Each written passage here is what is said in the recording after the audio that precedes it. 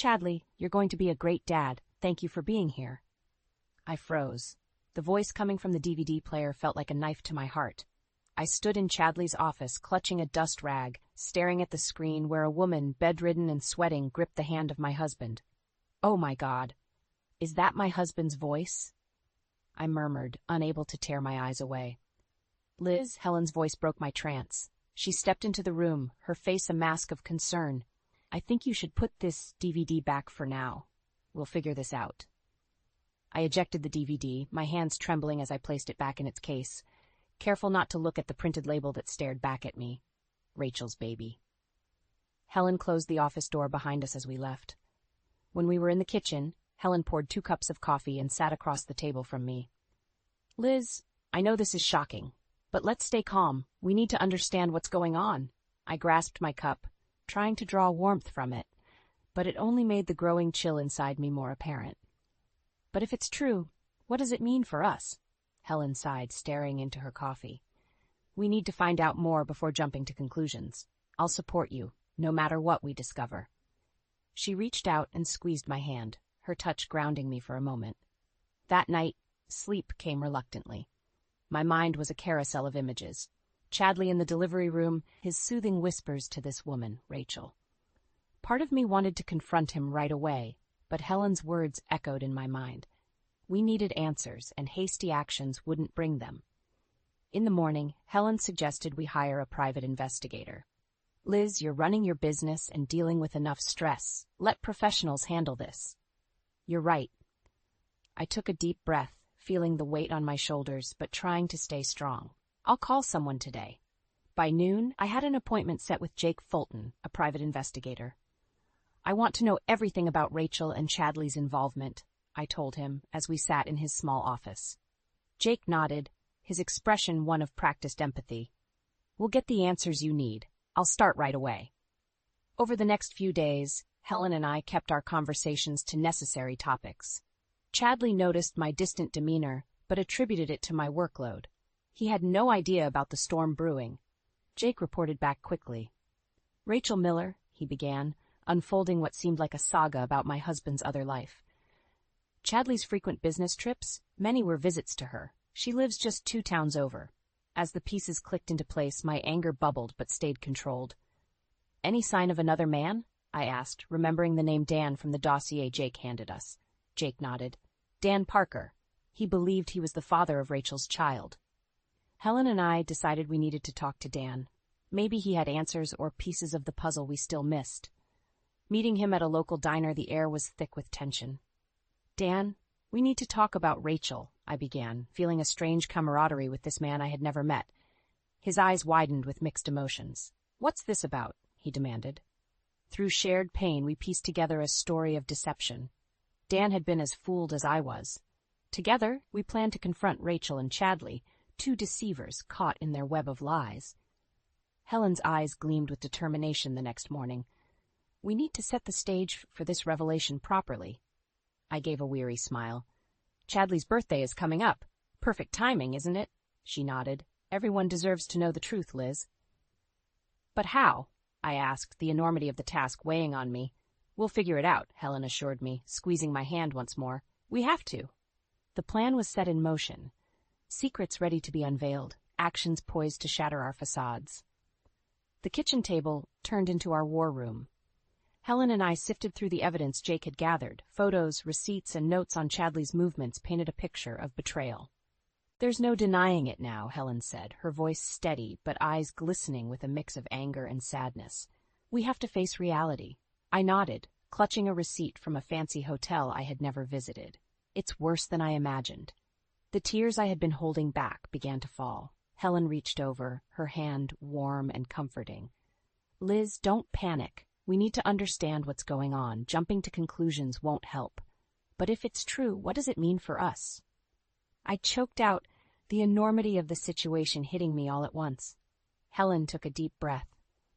It means we need to be smart about our next steps. You'll take a break from your business. We'll hire a lawyer to protect your interests. My life felt like it was spiraling out of control. I had to keep my composure, not just for myself, but for the future. I still hoped I could rebuild from this mess. I trusted Helen's wisdom. She had been a rock and a second mother to me. When nighttime fell, the house felt foreign. Chadley came home, kissed my cheek absent-mindedly, and retreated to his study. I sat stiffly on the couch, trying to act normal. The sound of his laughter on old nights felt like a cruel joke now. The following day, I found myself in the polished office of Kim Hathaway, a seasoned family lawyer. Helen joined us for moral support. "Liz, tell me what you know so far," Kim prompted, her eyes sharp and attentive. I handed her the folder of evidence we had compiled. "I want to know what can be done. I think he has another family." Kim's face softened, but her professional demeanor remained intact. "First, we'll file for a separation. I'll also get a restraining order if necessary. Let's take it step by step." Her words gave me a sense of direction. "What about Rachel? Is there any legal action we can take against her too?" Kim leaned back, contemplating. "If she's defrauded you and Dan, there might be grounds, but we need irrefutable evidence first." We thanked her and left the office with a clearer plan. My resolve hardened with each step I took. I had lost enough sleep, enough joy. It was time to reclaim some control. Back home, Helen and I reviewed the newly gained information about Dan. The man seemed genuine, as hurt by Rachel's lies as I was. We decided to confront him directly, hoping to form a united front. Meeting Dan had been tense, but oddly cathartic. Joining forces felt like a step toward justice. The next big hurdle was Rachel. We tracked her down to a small cafe she frequented. Helen and I walked in, our presence immediately capturing Real's attention. Her smile vanished, replaced by a mask of wariness. "Rachel," I began, my voice surprisingly steady, "we need to talk. Now." She hesitated, then nodded, motioning us to a secluded corner. Her discomfort mirrored my own. "What do you want?" Rachel asked, eyes darting between us. "Answers," I replied firmly. "We know about Chadley and the child." Her eyes flashed with something. Guilt, fear, perhaps both. "I don't know what you think you know," she started. "No games," Helen interjected, her voice cold but controlled. "We have evidence. Your lies end here." Rachel's shoulders slumped slightly, and I could see the fight leaving her. She realized the game was up. "Fine," she said quietly. "I'll tell you everything." Her admission felt like a victory, but also a bitter confirmation of our worst fears. The path ahead was clear now. We needed to expose Chadley, and it began with a confrontation that would shake our family to its core. My fingers tapped restlessly on the desk as Jake updated me on the latest findings. The private investigator's office felt suffocating, crammed with files and the scent of stale coffee. "Liz," Jake started, adjusting his glasses. "We've uncovered more about Rachel. She's been living off Chadley's money. They've also co-signed on an apartment lease." Helen gripped my shoulder, her fury barely concealed. "So he's been funding her life while we struggled? Unbelievable."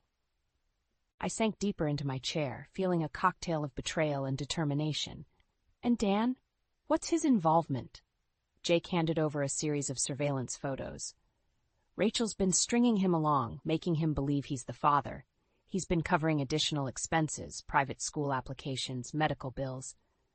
Helen's eyes narrowed. "Rachel's been playing everyone for fools." I took a deep breath, trying to keep my voice steady. "What about business trips? How often did he visit her?" "More than half," Jake replied, flipping through some documents. "She lives in a neighboring town, but they met up during business trips too. She has proof of their meetings, texts and emails." "Rachel's been smart," Helen muttered, "but not smart enough." There was a pause before Jake spoke again. "What's the next step for you, Liz?" I clenched my fists. "I want every detail exposed. Let's talk to the lawyer. That woman, Rachel, she must be held accountable too." Kim Hathaway's office was as pristine as ever. She listened intently as we described Rachel's manipulations.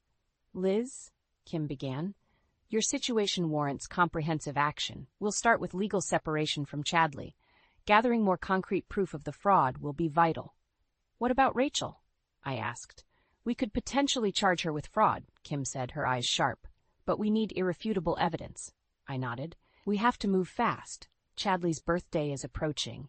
It's the perfect chance to confront them both." Back at home, Helen and I busied ourselves with preparations. I had to act normal around Chadley, which made my skin crawl. Each time he smiled or tried to be affectionate felt like a betrayal all over again. The day before Chadley's birthday party, Helen and I met up with Dan. We filled him in on our plan, and he seemed ready for a showdown. "You have to confront them at the party, Dan," I said, feeling more like a general than a woman whose life was falling apart. "Everyone will be there, family, friends, they need to see the truth." Dan looked grim but determined. "I'll be there." The day of the party arrived. Helen and I moved through the motions of hosting as if everything was perfect. Guests filled the living room, laughing and chatting, unaware of the storm brewing. Chadley entered, surprised by the gathering, friends clapping, Helen hugging him. "Happy birthday," echoed through the house. I forced a smile, knowing the moment was near. As the cake was being cut, I nodded to Dan, who had positioned himself near the entertainment center. He gave us the signal and quietly inserted the damning DVD. The room darkened as the screen sprang to life. "Liz, what the hell are you doing?" Chadley's voice was sharp, cutting through the room's cheerful atmosphere. "Silence. Chadley, watch," Helen demanded, her voice steady even as my heart pounded in my chest. Gasps filled the room as the video played. Chadley's comforting coos to Rachel as she pushed through labor, his gentle touch that had once been reserved for me, now public for everyone to see. The shockwaves of revelation rippled through the assembly.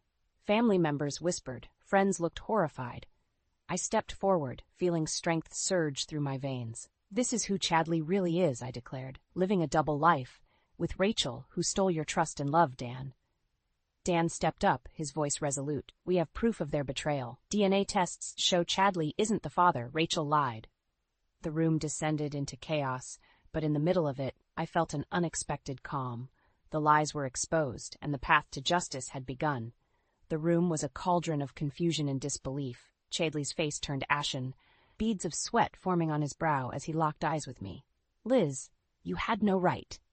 "Save it," I snapped, my voice slicing through his excuses. "You lied to all of us." Helen stood beside me, her presence a fortress of support. "This has to stop, Chadley. You've hurt too many people." Dan stepped forward, his eyes burning with betrayal. "Rachel, we need to talk. About everything." Rachel's eyes darted around the room, looking for an escape. "Dan, I can explain." "Explain?" Dan's voice was sharp. "You used me. Lied to me."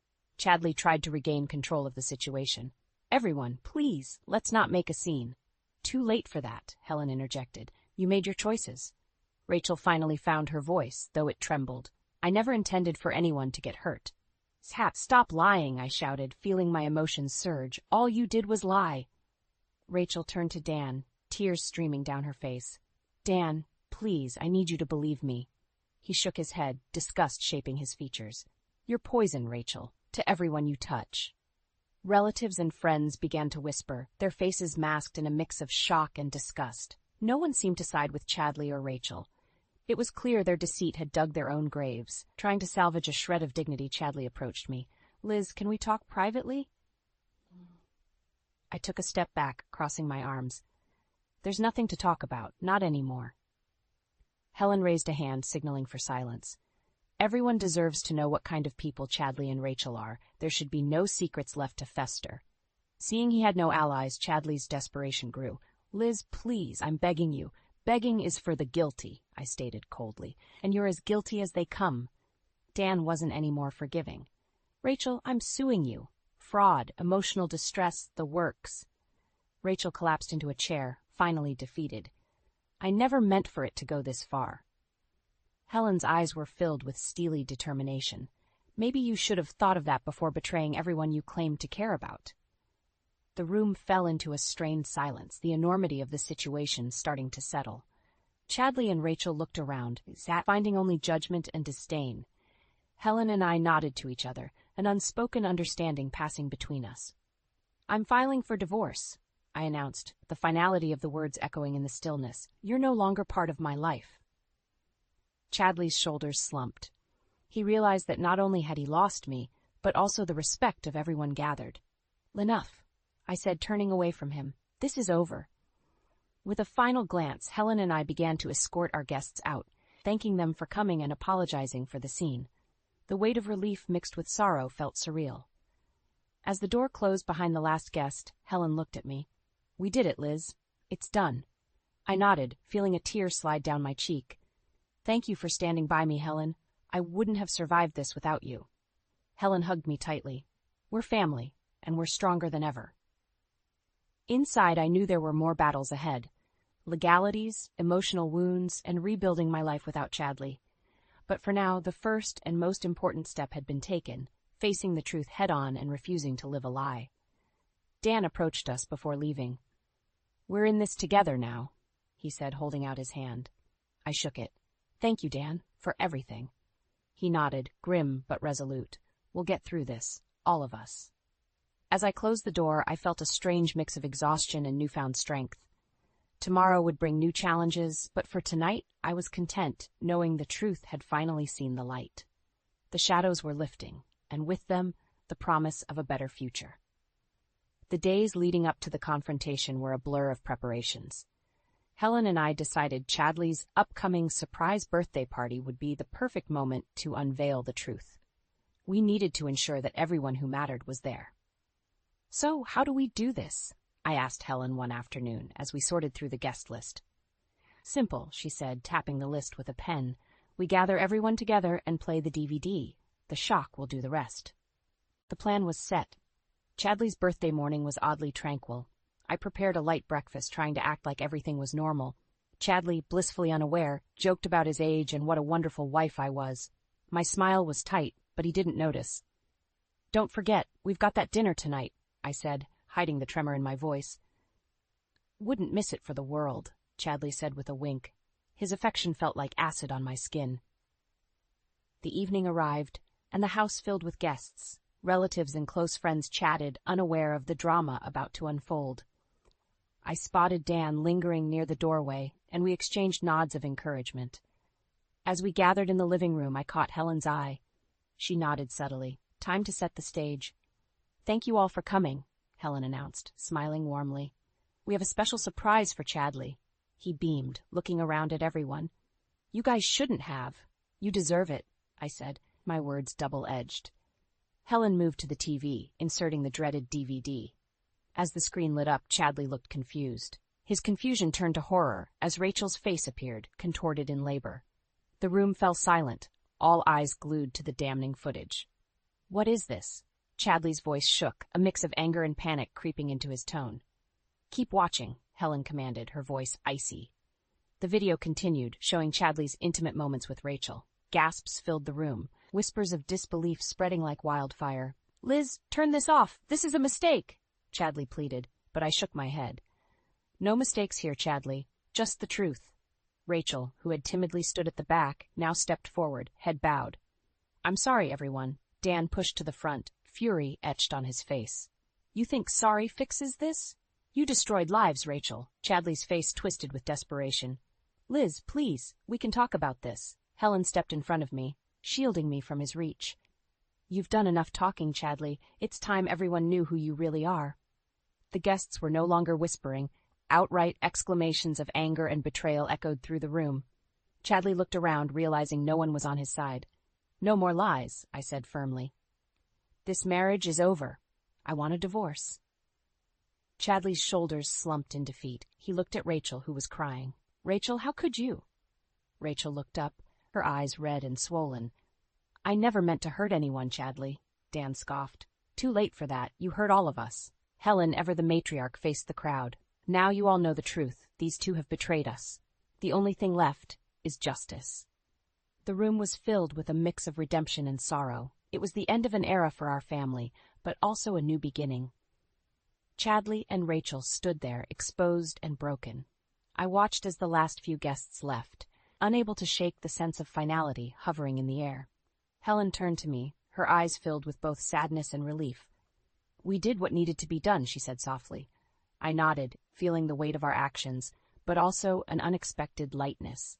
The truth was out. Now we could begin to heal. We'll get through this, Liz, Dan said, placing a reassuring hand on my shoulder. All of us. Helen gave me a tight hug. We're here for each other now. Always. As I closed the door on that harrowing evening, I felt a strange sense of peace. The storm had passed, and the path ahead, though difficult, was clear. The aftermath of the confrontation hung heavy in the air. Chadley and Rachel were in shambles, their charades demolished. The room had emptied, but the echo of their deceit lingered. "Liz, let's talk," Chadley pleaded, his face an agonized mask. "Please, give me a chance to explain." "There's nothing left to explain," I said coldly, my voice steadier than I felt. "It's over. I'm filing for divorce." He grabbed my arm, desperation tinging his touch. "You can't just end us like this. We've been through so much." Helen stepped forward, prying his hand off me with a firm grip. "Don't you dare touch her, Chadley. You're not welcome here anymore." Chadley's eyes narrowed, anger bubbling beneath the surface. "You always took her side, even when she was wrong." Helen didn't flinch. "I stood by what was right. Clearly, that wasn't you." Rachel stood to the side, sniffling and wiping tears. She eyed Dan, hoping for some sympathy. "Dan, I'm so sorry. Please, we can work this out." Dan's face was etched with betrayal and fury. "Rachel, there's nothing left to work out. You lied to me, to everyone. I'm suing you for fraud. You should get a lawyer." Rachel collapsed into a chair, her sobs growing louder. "I never meant for it to go this far." I watched the scene unfold, feeling an odd mix of vindication and sorrow. The damage was done, and all that was left was to move forward. Chadley turned to me with pleading eyes. "Liz, please, let's not do this. Think about us, our memories, everything we've built." "Everything we built was a lie," I said, my voice thick. "There's no going back." He sank to his knees, head in his hands. "I'll never forgive myself for this." Helen's gaze was steely. "Good. You shouldn't." Dan, weary but resolute, shook his head. "Chadley, Rachel, whatever you hope to salvage, it's gone. You did this to yourselves."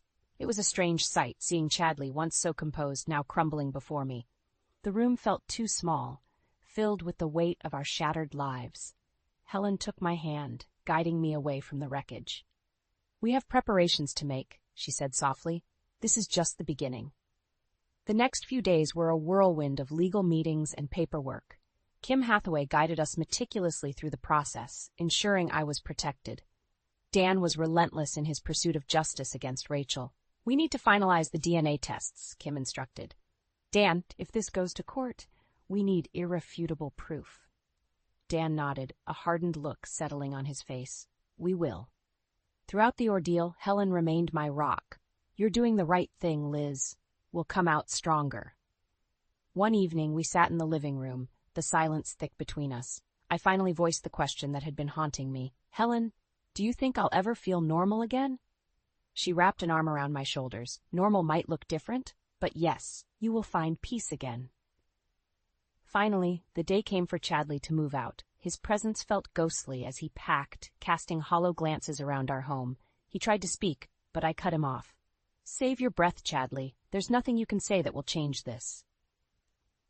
As he walked out the door, bags in hand, a heavy silence filled the space he left behind. Helen and I sat together, the vast emptiness of the house wrapping around us. "We survived this," Helen said quietly, "and we're stronger for it." "Yeah," I agreed, staring out the window at the departing figure of my former husband. "We are." The road to healing would be long, but I knew I wasn't alone.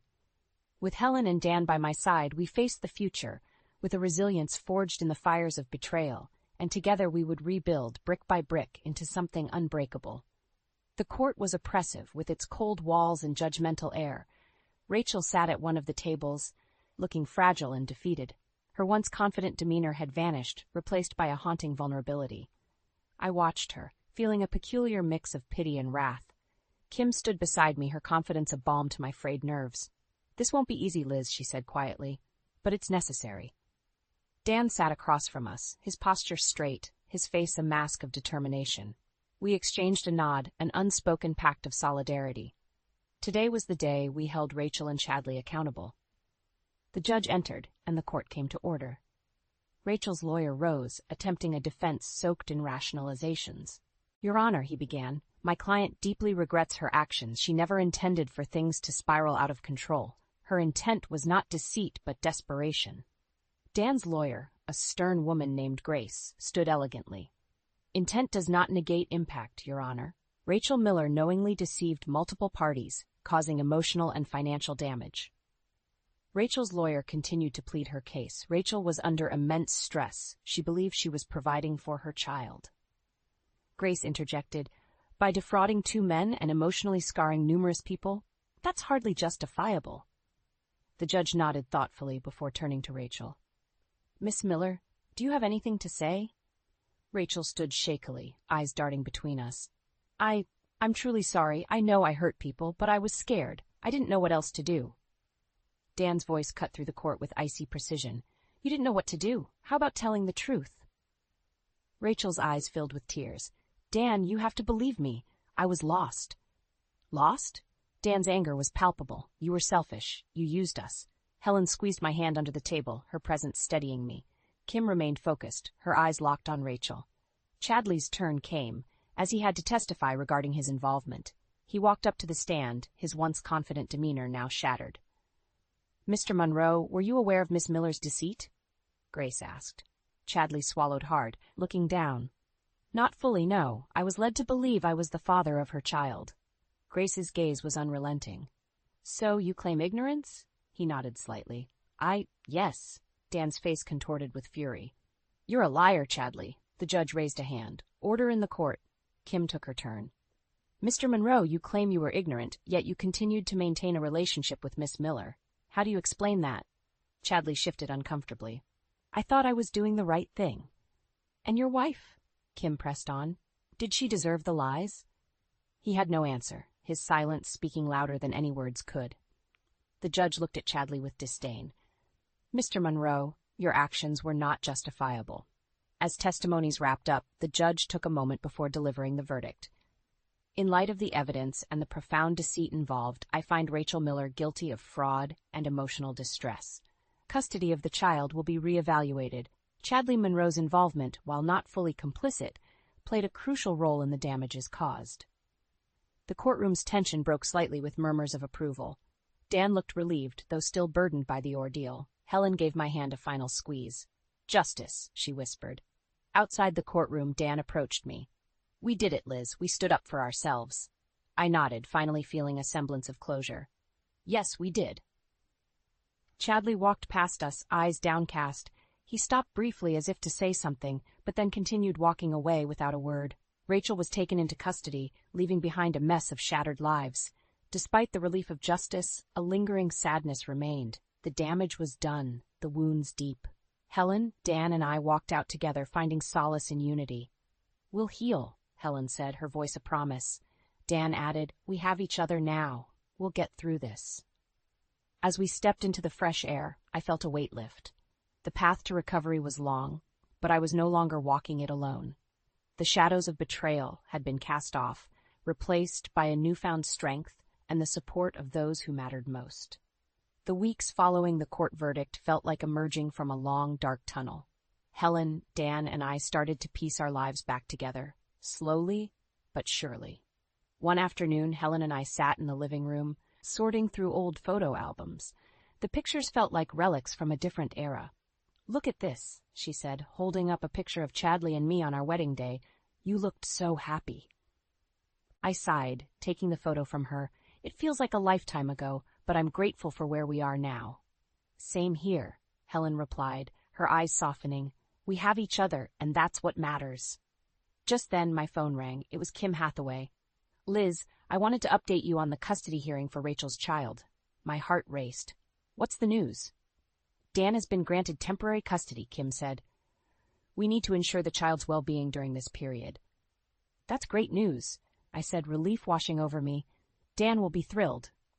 After hanging up, I called Dan immediately. He picked up on the first ring. Hey, Liz, what's up? I'm calling with good news. You've been granted temporary custody. Dan exhaled deeply, the weight of the past months visible in his voice. Thank you, Liz. This means a lot. Later that day, Dan came by with his son, little Jake. The boy clutched a toy car, eyes wide with curiosity. Hey, Jake, this is Aunt Liz, Dan introduced. Hi, Jake, I said, kneeling to his level. Want to see a cool toy room? Jake nodded enthusiastically and disappeared upstairs with Helen, leaving Dan and me alone in the kitchen.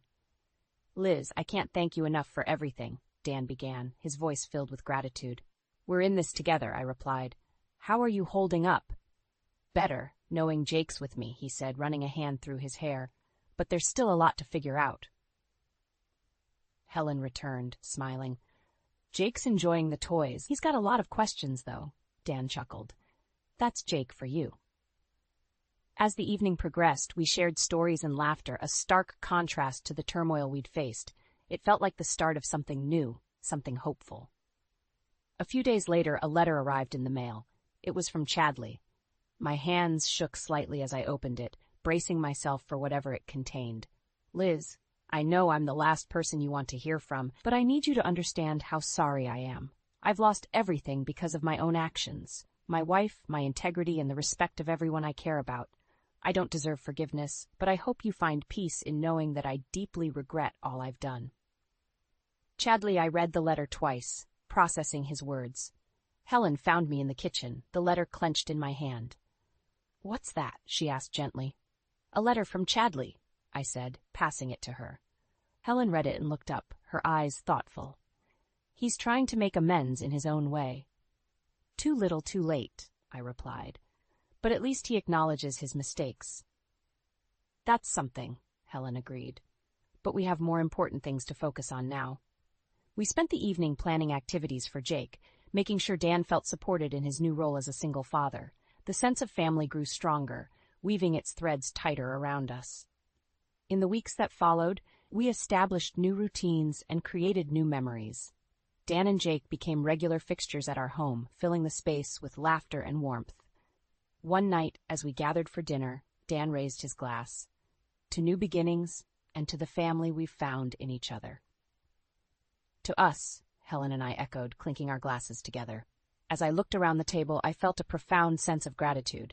We had survived our darkest days and emerged stronger, bonded by resilience and the promise of a brighter future. The scars would fade, but the strength we found in each other would remain forever. This story is titled, "My Dad is Demanding That I Hand Over My Inheritance to My Golden Stepbrother After My Grandma Excluded Them from Her Will." So, I'm Ethan, 27 male, and I guess you could say I'm at the center of a family drama that I didn't ask for. Here's the deal. My grandma, Dad's mom, passed away last year. She left behind a house in upstate New York worth over $600,000 and around $250,000 in cash and other assets. My dad, 52 male, and my brother Lucas, 30 male, didn't get a dime. Instead, my grandma left my dad's share of the inheritance, 1/3 of her entire estate, to me. Yup, me. I didn't even know there was going to be an inheritance meeting. I got a call from my grandma's lawyer a week after her funeral, asking me to come in for a private reading of the will. I figured it was something routine, maybe even just paperwork for her estate. When I walked into the lawyer's office and saw my two aunts sitting there, I started to feel a little uneasy. It wasn't like my grandma to keep secrets, but this whole setup already felt strange. The lawyer started by explaining how the estate was being divided. 1/3 to Aunt Clara, 1/3 to Aunt Linda, and 1/3 to me. My aunts didn't seem shocked by this, which told me they already knew. But I was completely blindsided. Why would my grandma leave me a share of her estate instead of my dad?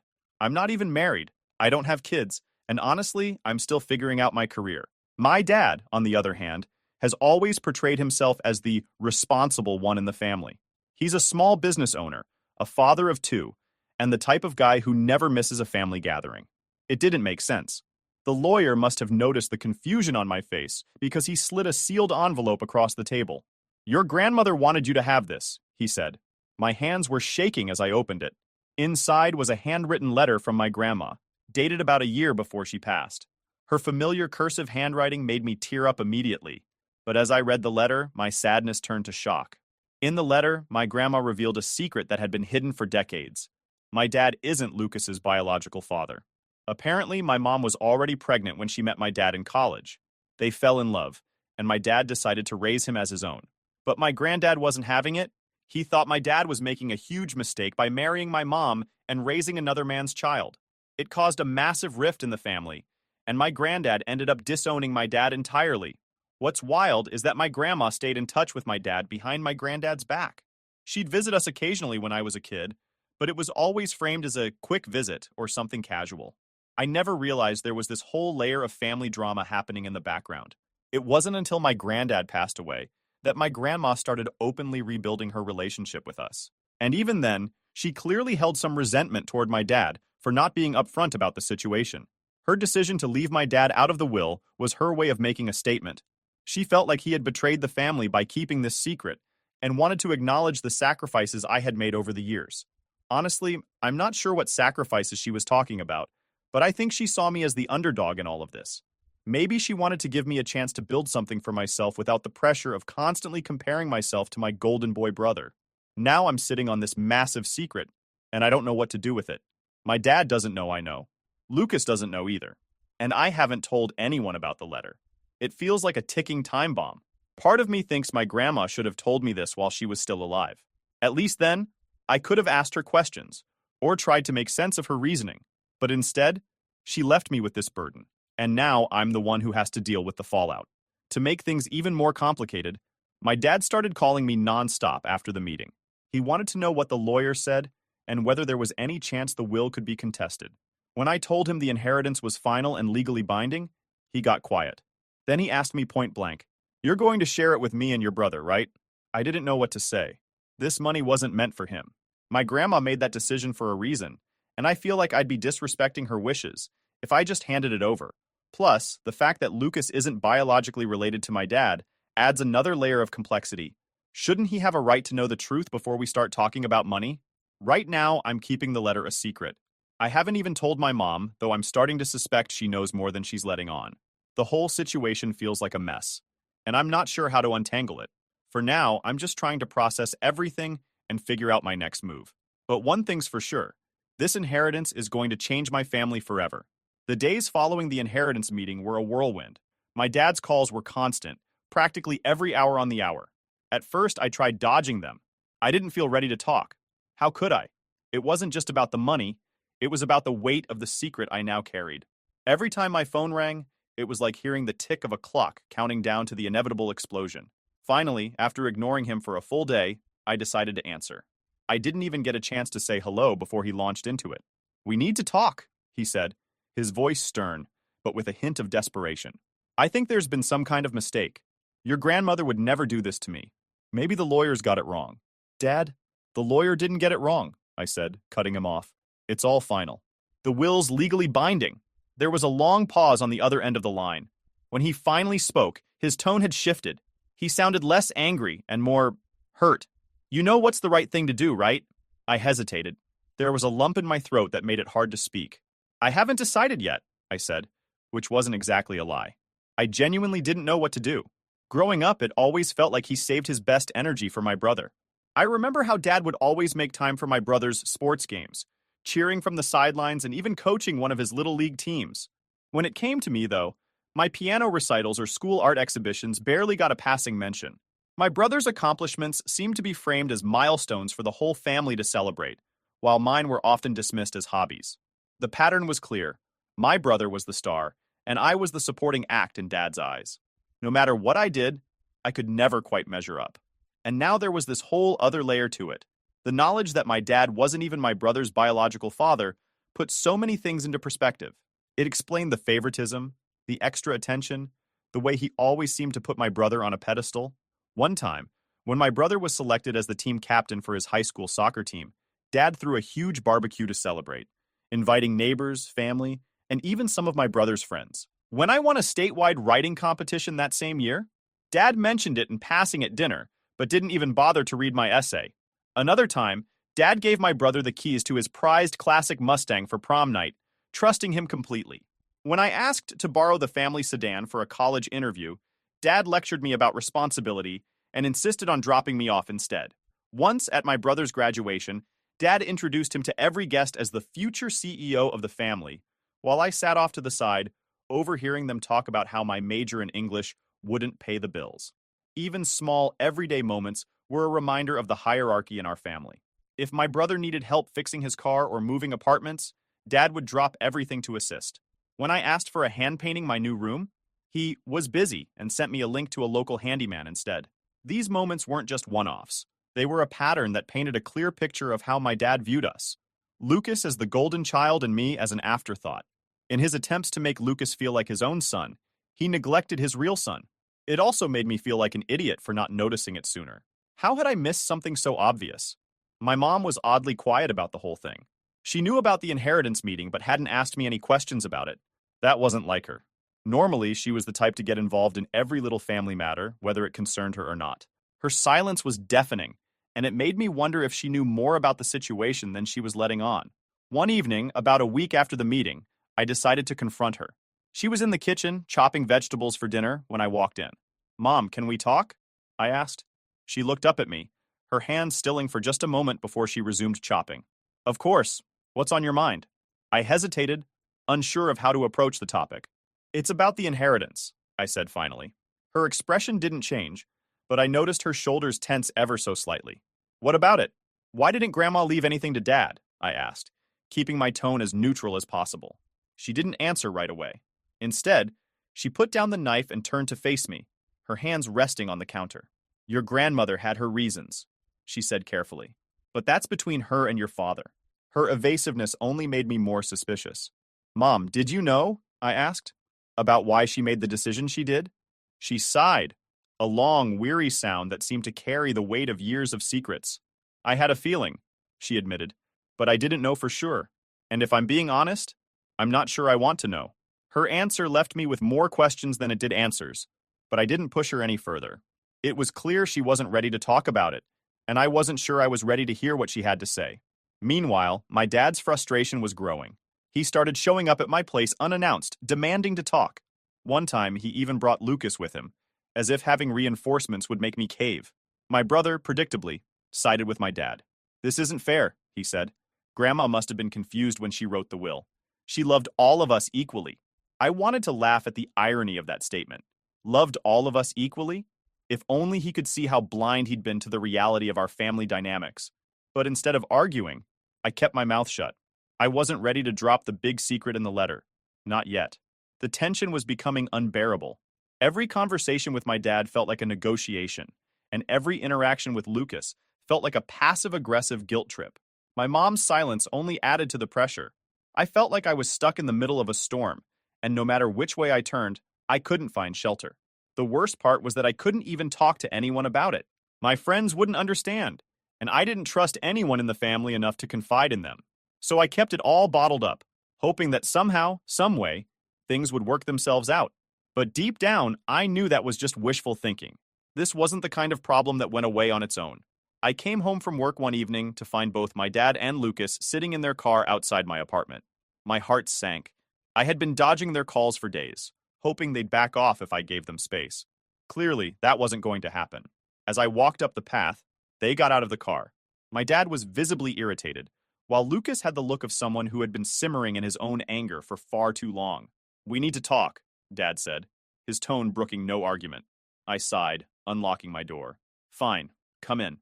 The moment we were inside, Dad got straight to the point. "We're not leaving until you explain yourself. This inheritance nonsense ends tonight." I dropped my bag on the counter and leaned against the kitchen island. "What's there to explain? Grandma made her decision. It's not my fault you don't like it." Lucas scoffed, crossing his arms. "Don't act like you don't know this is wrong. That money wasn't just for you. It was supposed to help the whole family. Do you have any idea how much I could use it right now?" "Yeah," I said flatly. "Because everything's always about you." "What's that supposed to mean?" he snapped, taking a step closer. "It means," I said, standing up straight, "that you've always been Dad's golden boy. You've gotten everything handed to you your whole life, and now you're mad because this one thing isn't going your way." "That's ridiculous," Lucas said, his voice rising. "I've worked for everything I have." "Oh, really?" I shot back. "Like that car Dad bought you in college? Or the down payment he co-signed on your house? Or maybe the time he paid for your wedding while I got a good luck text when I moved out?" "That's not fair," Dad cut in, his face turning red. "I've done plenty for you too. Name one thing," I challenged. "Name one time you've gone out of your way for me the way you have for him." The silence that followed was deafening. My dad looked down, avoiding my gaze, while my brother shifted uncomfortably. "Look," Dad said after a moment, his voice softer now. "I know things haven't always been even between you two, but that doesn't mean you can just take this money and shut us out. We're a family. Families stick together." I laughed bitterly. "Family? Don't start preaching about family now. Where was all this family talk when I needed help? When I needed support?" Dad didn't have an answer for that. Lucas, however, wasn't about to back down. "You're being selfish," he said. "This isn't about what Dad did or didn't do. This is about Grandma. She made a mistake and you're using it to punish us." I shook my head incredulous. "A mistake? You think this was a mistake? Maybe she finally saw things for what they were." Maybe she wanted to do something for me because no one else ever has. That's not true, Dad said, but his voice lacked conviction. Isn't it? I asked, my voice trembling. I've spent my whole life trying to measure up to him. I gestured toward my Lucas, and nothing I ever did was good enough. But now, for once, I have something that's mine, and you can't stand it. My dad's face fell, and for the first time, he looked genuinely remorseful. I didn't realize you felt that way, he said quietly. How could you not? I asked, my frustration boiling over. You've spent years making it clear who your favorite was, and now you're here demanding that I give up the one thing Grandma left me? Do you even hear yourself? Lucas took a step forward, his anger bubbling to the surface again. This isn't about favoritism. This is about what's right. And what's right is splitting the inheritance equally. What's right, I said, meeting his gaze, is respecting Grandma's wishes. And if you can't do that, then that's on you, not me. The room fell silent again, the weight of my words hanging heavy in the air. My dad finally broke the silence, running a hand through his hair. Look, maybe we all need some time to cool off, but this conversation isn't over. As he turned to leave, Lucas glared at me one last time. You're going to regret this, he said. Maybe, I replied. But at least I'll know I didn't let anyone bully me into giving up what's mine. The tension with Dad and Lucas had been simmering for weeks, but after their ambush at my apartment, I knew it was only a matter of time before something boiled over. I couldn't shake the anger from our confrontation, but what weighed even heavier on me was the secret I had been keeping, the truth about my brother's parentage. I had wrestled with whether to tell them, but every passing day made it harder to keep quiet. If they were going to keep badgering me about the inheritance, they have to know why Grandma made her decision. The opportunity came sooner than I expected. My dad showed up at my apartment again, this time alone. It was late, just past 9 p.m., and I just sat down with a drink, hoping for a quiet evening. The sound of his knock startled me, and I hesitated before answering. Part of me wanted to ignore it, but I knew he wouldn't leave until we talked. When I opened the door, he stood there, looking more tired than I'd ever seen him. His shoulders were slumped, and the hard edge in his expression from the last time was gone. Instead, there was something softer, almost pleading. Can we talk? He asked, his voice low. I stepped aside, gesturing for him to come in. He didn't bother with small talk, going straight to the living room and sitting down on the couch. I stayed by the kitchen counter, keeping some distance between us. I've been thinking about what you said, he began, clasping his hands together. About how you felt overlooked. I didn't mean to make you feel that way. It's not just about how I feel, I said, crossing my arms. It's about how things have always been. You've spent years making excuses for treating me like I didn't matter. And now that Grandma called you out on it, you're scrambling to make it my problem. Dad winced but didn't interrupt. I could see the wheels turning in his head, like he was trying to find the right words. Finally, he said, Your brother needed more from me. That's just the way it was. Don't, I said sharply, cutting him off. Don't sit there and try to justify it. This isn't just about him needing more. This is about you giving him everything while I got the leftovers. Dad sighed heavily, leaning forward and rubbing his temples. I did the best I could. You don't understand what it was like, trying to hold this family together. Hold it together? I shot back.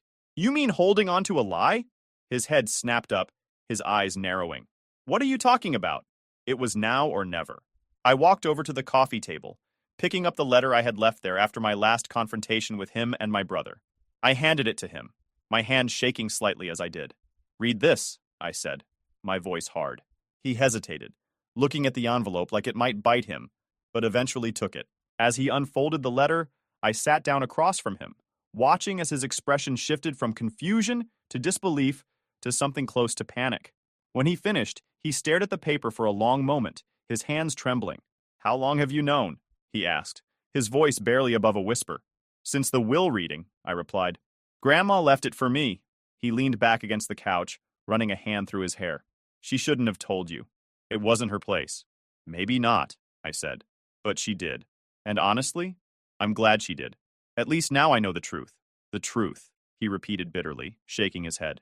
The truth is complicated. Is it? I challenged. Because it seems pretty straightforward to me. You've been lying to him, lying to both of us, our whole lives. Dad looked at me then, his eyes filled with a mix of anger and sorrow. It wasn't a lie. Your brother is my son in every way that matters. Biology doesn't change that. But it does change things, doesn't it? I pressed. You've spent your whole life trying to make him feel like he belongs, and in the process, you pushed me aside. You don't think that had an impact? I was trying to do the right thing, he said, his voice breaking. I was trying to be a good father to both of you. I stood up, pacing the room as my frustration boiled over. A good father? Do you even hear yourself? You've been so busy compensating for him that you didn't even notice the damage you were doing to me. And now you're here, acting like you're the victim, because Grandma finally called you out on it. He stood too, his face red with anger. You don't know what it was like. I loved your mother, but her past, it wasn't easy to accept. I had to fight to prove that I could be the man she needed, the father your brother needed. I sacrificed everything for this family. And what about me? I demanded. What did you sacrifice for me? The question hung in the air like a challenge. For a moment he looked like he might say something, but then his shoulders slumped, and he sat back down. I don't know, he admitted quietly. I don't know what I could have done differently. His honesty caught me off guard, deflating some of my anger. But it wasn't enough to erase years of resentment. You could have treated me like I mattered, I said, my voice trembling. You could have shown me the same love and support you gave him. Instead, you let me feel like I was never good enough. Dad looked down at his hands, his expression heavy with guilt. I didn't mean to make you feel that way, he said softly. I thought you were strong enough not to need as much from me. That's not how it works, I said. You don't get to pick and choose who deserves your attention. I needed you, and you weren't there. We sat in silence for a long moment, the weight of everything we'd said settling over us like a thick fog. Finally, Dad looked up at me, his eyes filled with tears. I'm sorry, he said, his voice cracking. For everything. I didn't mean to hurt you. I didn't forgive him. His apology was too little, too late. Words can't undo decades of being treated like I was the backup plan. And now, armed with the truth, I wasn't about to roll over and let them guilt me out of what was rightfully mine. If anything, his confession confirmed what I already knew. I had spent my entire life being sidelined for someone who wasn't even his own flesh and blood. But I wasn't done yet. After the conversation at my apartment, I felt like the walls were closing in on me. The letter was out in the open now, at least to Dad, but Lucas still didn't know. And it wasn't like Dad was going to rush to tell him. A week later, the family's next move came. I got an email from a lawyer my dad hired, announcing that he and Lucas intended to contest the will. They claimed Grandma was not of sound mind when she wrote it. I almost laughed when I read it. It was such a desperate, last-ditch attempt to get their hands on something that wasn't meant for them. But I knew this wasn't just a money grab anymore. It was a power move. They couldn't handle the idea of me, the afterthought, holding something they couldn't control. I forwarded the email to my own lawyer, adding a short message. Let's end this. The court proceedings were long and brutal. My dad and Lucas pulled every trick they could think of to discredit Grandma's decision. They even tried to drag my aunts into it, hoping they'd side with them. But Clara and Linda shut that down fast. My aunts may not have always been close to Grandma, but they respected her wishes. They testified that she was sharp as ever when she made the will, and that she had been clear about her reasons. My lawyer was a shark, and we came prepared. The letter Grandma left me became a key piece of evidence, though I still hadn't told Lucas what it said. The court agreed with us. Grandma's will stood as written. Dad and Lucas lost their challenge, and the inheritance stayed mine. I thought that would be the end of it, but of course it wasn't. Lucas showed up at my door a few days after the ruling, uninvited as usual. He was fuming, his face red with anger. He didn't even wait for me to invite him in, just barged past me and started yelling. "This is bull!" he shouted, pacing my living room. "You know this isn't fair. She wasn't in her right mind, and you know it." I crossed my arms, leaning against the wall. The court disagreed. "You're just mad you didn't get what you wanted." "It's not about what I want," he snapped. "It's about what's right. Grandma wouldn't have done this if she wasn't being manipulated." I raised an eyebrow. Manipulated? By who exactly? You think Aunt Clara and Aunt Linda brainwashed her? Or maybe me, the guy who didn't even know he was getting anything until the lawyer called? "You don't deserve that money," he said, his voice venomous. "You've never had to work for anything. You're just sitting on your ass while Dad and I are busting ours trying to keep everything together." That did it. I laughed, a sharp, bitter laugh that made him stop in his tracks. "You think I've never worked for anything? Are you serious right now? I've been busting my ass my whole life trying to prove myself to Dad while you got handed everything on a silver platter. The car, the house, the business connections. Don't even try to play the victim here," Lucas sneered. "You're so full of yourself.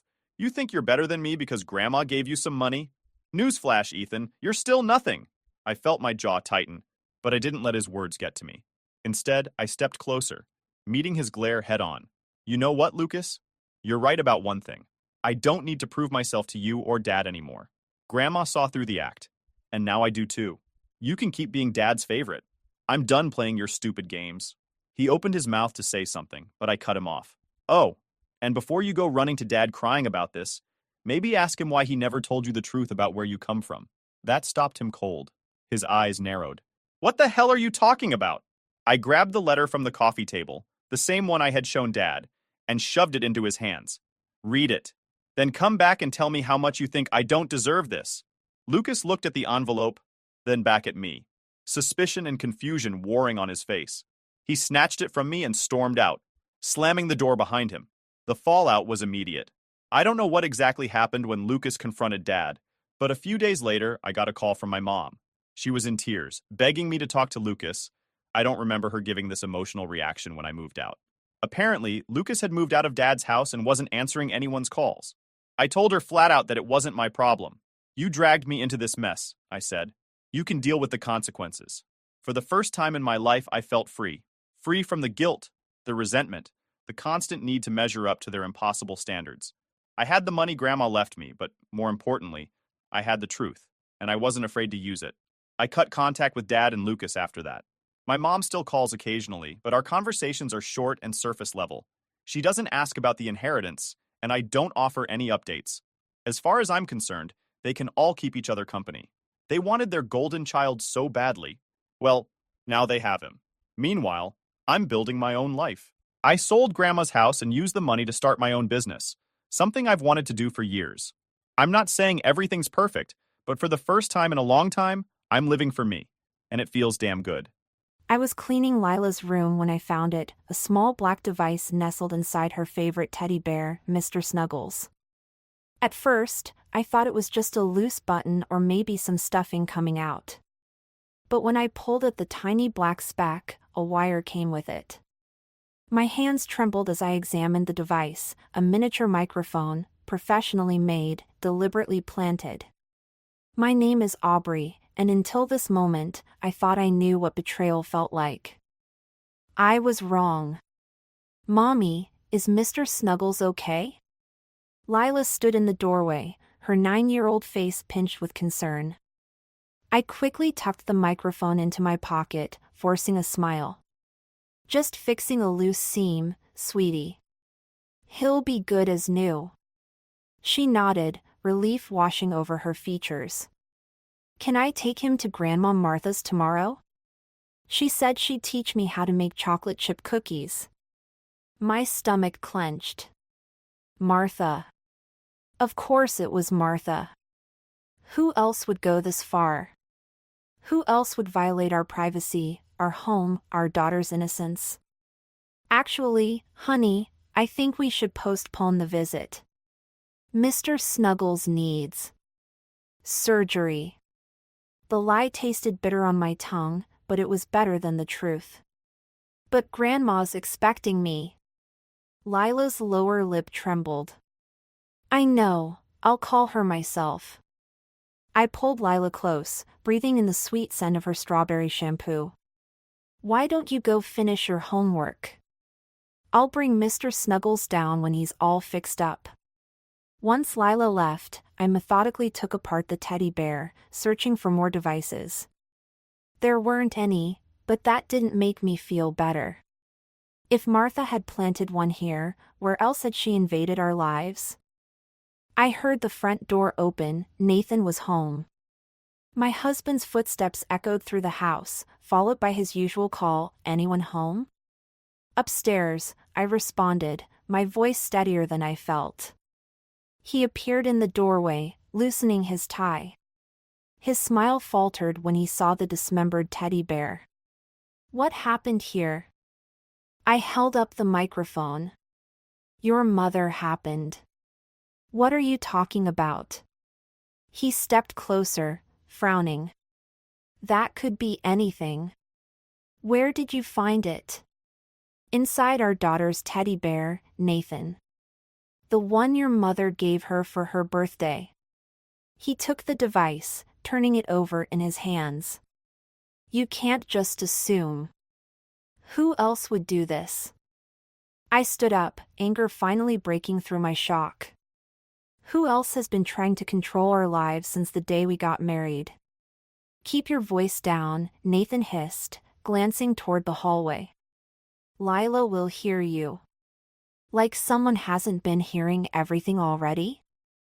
I snatched the microphone back. Your mother crossed a line, Nathan. She's been crossing lines for years, but this? This is illegal. He ran a hand through his hair, a gesture I once found endearing. Now it just seemed weak. You need to calm down. There has to be a reasonable explanation. Reasonable? I laughed, but there was no humor in it. Tell me what's reasonable about bugging our 9-year-old's bedroom. We don't know it was her. Then who? He had no answer for that. Of course he didn't. We both knew the truth, but only one of us was willing to face it. I gathered the pieces of Mr. Snuggles, my mind already racing ahead. If Martha had gone this far, what else had she done? What else was she capable of? I'm calling my father, I said quietly. Aubrey, don't. He's a lawyer, Nathan. And right now, I need someone on my side. I pushed past him, still clutching the violated teddy bear. Because it's becoming very clear where you stand. As I walked away, I heard him call after me, "What are you going to do?" I stopped but didn't turn around. I'm going to find every bug she planted. I'm going to document everything. And then, Nathan? Then I'm going to make your mother wish she'd never decided to play this game. I spent the night searching our house, room by room, while Nathan slept on the couch. By morning, I'd found 2 more listening devices, one behind the kitchen clock, another taped under our bedroom dresser. Each discovery felt like a fresh slap across my face. The sun was barely up when my phone buzzed. Martha's name flashed on the screen. I let it ring 4 times before answering. Aubrey, dear. Her voice dripped honey. I heard Lila won't be coming over today. Is everything all right? I gripped the phone tighter, picturing her sitting in her immaculate living room, probably wearing one of those pastel cardigans she loved so much. Mr. Snuggles needed some repairs. You wouldn't know anything about that, would you? A pause. Just long enough. I'm not sure what you mean. No? Strange. Because I found something interesting inside him yesterday. Something that doesn't belong in a child's toy. Oh. Another pause. Perhaps we should discuss this over coffee? I made those scones you like. I prefer to have conversations without an audience, Martha. The honey in her voice hardened. I'm worried about you, dear. Nathan mentioned you've been stressed lately. Spending a lot of time on your phone. Coming home late from work. My blood ran cold. So that's her game. Is that what Nathan said? A mother notices these things. We care about our children's happiness. Yes, we do. I watched Lila through the kitchen window, getting into Nathan's car for school. That's exactly why this conversation isn't over. I hung up before she could respond. Nathan came in, adjusting his tie. Was that my mother? Checking why Lila isn't coming over. I held up the bug from the kitchen clock. Want to explain why you've been discussing our marriage with her? He sighed, reaching for the coffee pot. She's concerned, Aubrey. We all are. You've been different lately. Different? I laughed. You mean since I discovered our house is bugged? Since I realized my husband's been reporting on me to his mother? Don't twist this around. He set his mug down hard enough to splash coffee. You're the one staying late at work, always on your phone. I'm working overtime because we're short-staffed. You know this. You know everything about my schedule because I tell you everything. My voice cracked. When did you stop trusting me? When did you start seeing everything as a conspiracy? He grabbed his briefcase. Maybe Mom's right. Maybe you need help. The words hit like physical blows. Help? Your mother is spying on us, manipulating you, and I need help? Look at yourself. He gestured at the dismantled clock, the scattered drawers. You're tearing our house apart. Because it's already torn apart. We're being watched, Nathan. Our daughter is being watched. How can you not see how wrong this is? He moved toward the door, shaking his head. I'm late for work. We'll talk about this later. No, we won't. I blocked his path. Because later, you'll have already called your mother, and she'll have told you exactly what to think. Something flickered in his eyes, doubt, maybe guilt. But it vanished quickly. Move, Aubrey. I stepped aside, watching him leave. Through the window, I saw him pause at his car, phone already at his ear. I knew who he was calling. My own phone buzzed, a text from my father, got your message. Coming over now. I looked around our violated home at the evidence of Martha's intrusion scattered across the counter. Nathan thought I was paranoid, seeing conspiracies. But as I picked up another bug, this one from behind a family photo, I realized something worse than paranoia. I'd been blind. Blind to Martha's manipulation, to Nathan's weakness, to the slow erosion of my marriage. Well, I wasn't blind anymore. And Martha was about to learn that she wasn't the only one who could play the long game.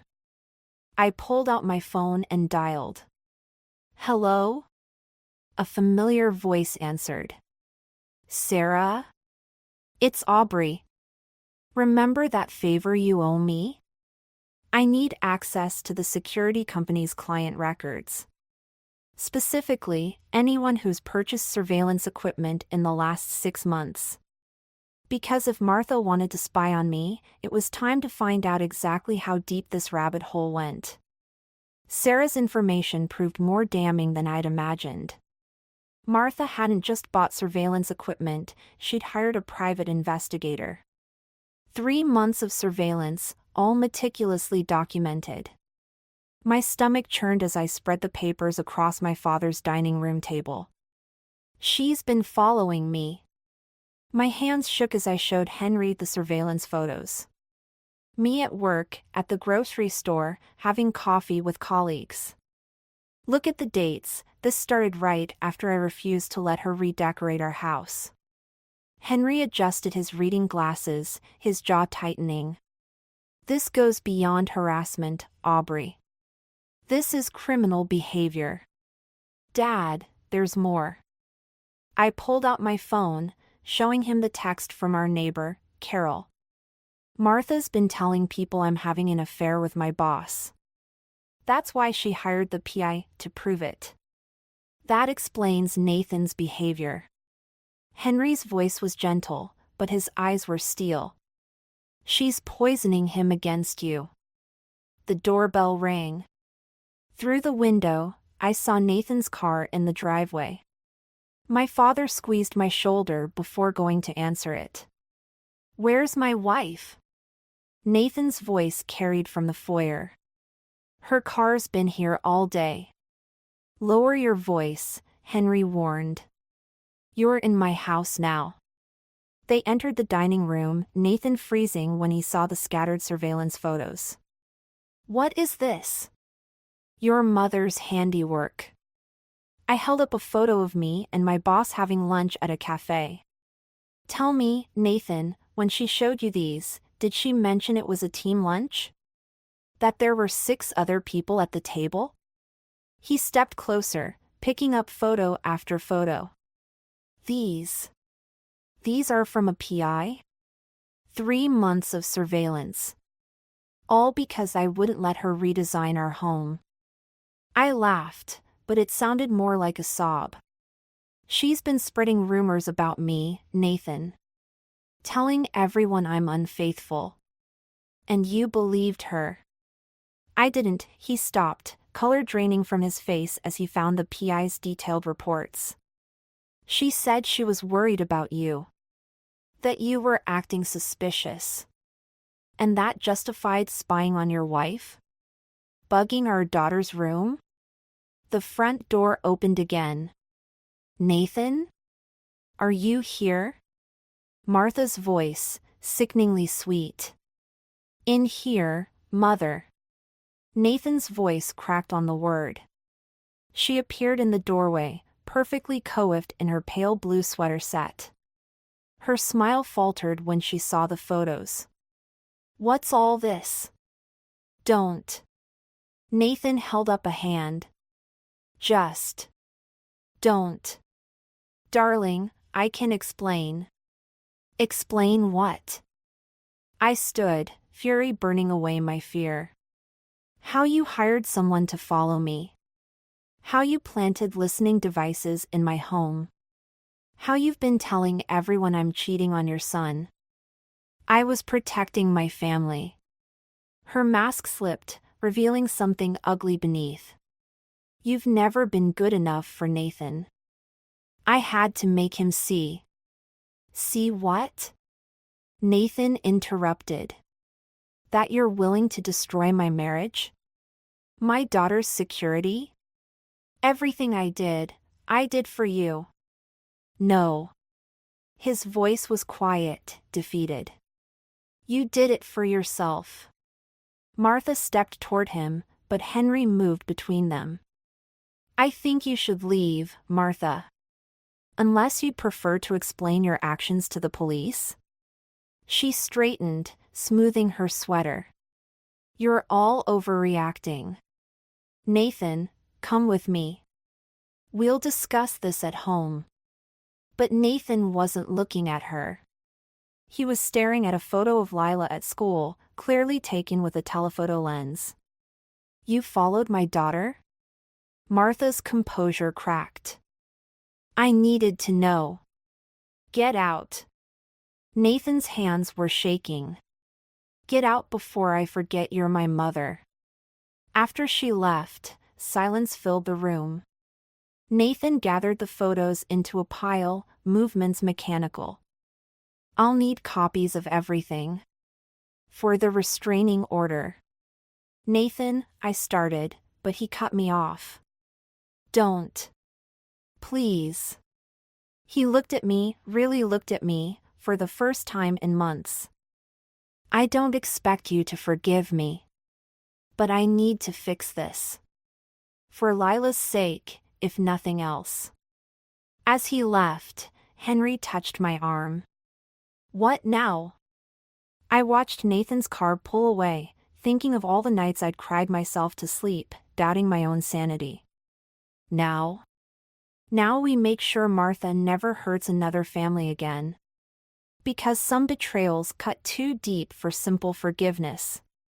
Some wounds could only be healed by justice. 3 days after confronting Martha, I found Lila crying in her room. Not the usual 9-year-old tears over scraped knees or playground disputes, but silent, shoulder-shaking sobs that made my heart splinter. Baby, what's wrong? I sat beside her, and she curled into me like she used to when she was smaller. Jessica said. She hiccuped. She said you're going to leave us like her mom left her family. The words hit like a physical blow. Jessica was Martha's next-door neighbor's daughter and Martha's regular afternoon tea guest. Who told Jessica that? Lila wiped her eyes. She said her mom heard it from Grandma Martha. Is it true? Are you leaving? Before I could answer, my phone buzzed. A text from Carol, check your email. You need to see this. I held Lila tighter, kissing her head. No one is leaving anyone. Why don't you get ready for bed? I'll be right back to tuck you in. In the hallway, I opened Carol's email. It was a video from her security camera showing Martha on Carol's porch yesterday. The audio was clear. I'm just so worried about Lila, Martha's voice dripped concern. With Aubrey's situation, the poor child needs stability. Nathan's considering custody arrangements. My hands shook so badly I nearly dropped the phone.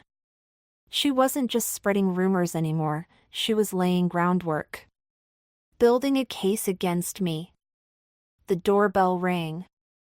Through the peephole, I saw Paul, my father-in-law, shifting nervously on the porch. In 15 years of marriage, he'd never once visited without Martha. I know it's late, he said when I opened the door. But we need to talk. He pulled out a manila envelope, hands trembling slightly. Martha doesn't know I found these. She's been planning this for months. Inside were printouts of emails between Martha and a family court lawyer discussing grounds for custody evaluation. Fabricated evidence of my instability. Witness statements, all from her coffee circle friends, about my concerning behavior. Why are you showing me this? My voice sounded distant, even to myself. Paul's shoulders sagged. Because I failed Nathan by enabling her all these years. I won't fail my granddaughter too. Dad? Lila appeared at the top of the stairs, clutching Mr. Snuggles. Grandpa Paul? Paul's face crumpled. Hello, sweetheart. Is everything okay? No. Nothing was okay. My mother-in-law was trying to take my daughter. My marriage was in shambles. And somewhere in this mess, I'd lost sight of what mattered most, protecting Lila from all of it. Everything's fine, I lied, forcing a smile. Grandpa Paul just needed to drop something off. Back to bed, honey. After she disappeared, Paul spoke quietly. Martha's having lunch with the lawyer tomorrow. Noon at Le Petit Bistro. I understood what he wasn't saying. He was giving me a chance to get ahead of this. Why now? I asked. After all these years of staying silent? He touched the family photo on our wall last Christmas, all of us smiling, pretending everything was perfect. Because Martha's convinced herself she's protecting our family. But she's destroying it instead. He headed for the door, then paused. Whatever you do next. I'll testify if you need me to. After he left, I called my father. Dad? Remember when you said this was becoming a legal matter? We need to move faster. What happened? I stared at the custody documents, at Martha's carefully constructed web of lies. She's trying to take Lila. Silence, then, I'll make some calls. But Aubrey? This ends tomorrow. One way or another. I hung up and went to check on Lila. She was asleep, clutching Mr. Snuggles, the bear that started all this. I touched the spot where I'd found the first listening device, remembering how angry I'd been. That anger felt quaint now, compared to the cold fury settling in my bones. Martha wanted a war? Fine. But she'd forgotten something crucial. A mother protecting her child was the most dangerous opponent of all. Tomorrow at noon, she'd learn exactly how dangerous I could be. Le Petit Bistro buzzed with lunchtime chatter, but I barely heard it over the blood rushing in my ears. From my corner table, I watched Martha and her lawyer through the decorative partition. Their voices carried just enough. The surveillance evidence is compelling, the lawyer said, shuffling papers.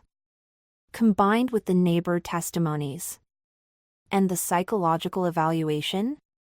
Martha's perfectly manicured nails drummed the table. Already arranged. Judge Harrison owes me a favor. I pressed record on my phone, hidden beneath my napkin. Henry sat beside me, his presence steady and grounding. The restraining order complicates things, Martha continued. Nathan's weakness. Temporary setback, the lawyer assured her. Once we present evidence of your daughter-in-law's instability. My phone buzzed. A text from Carol, Martha's friends are at your house. Something about collecting evidence. The room tilted. I showed Henry the message. Go, he whispered. I'll handle things here.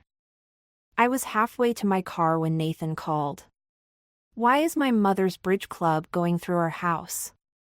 You tell me. I gunned the engine. You gave them a key, didn't you? Silence. Then, they said they were dropping off casseroles.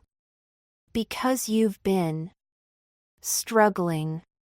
Struggling? I laughed, harsh and broken. Your mother's at lunch with a lawyer right now, planning to take Lila from us. And you're still believing her lies? What lawyer? What are you? Ask your father. I hung up as I turned onto our street. For cars lined the curb, Martha's faithful followers, no doubt documenting my unstable home environment.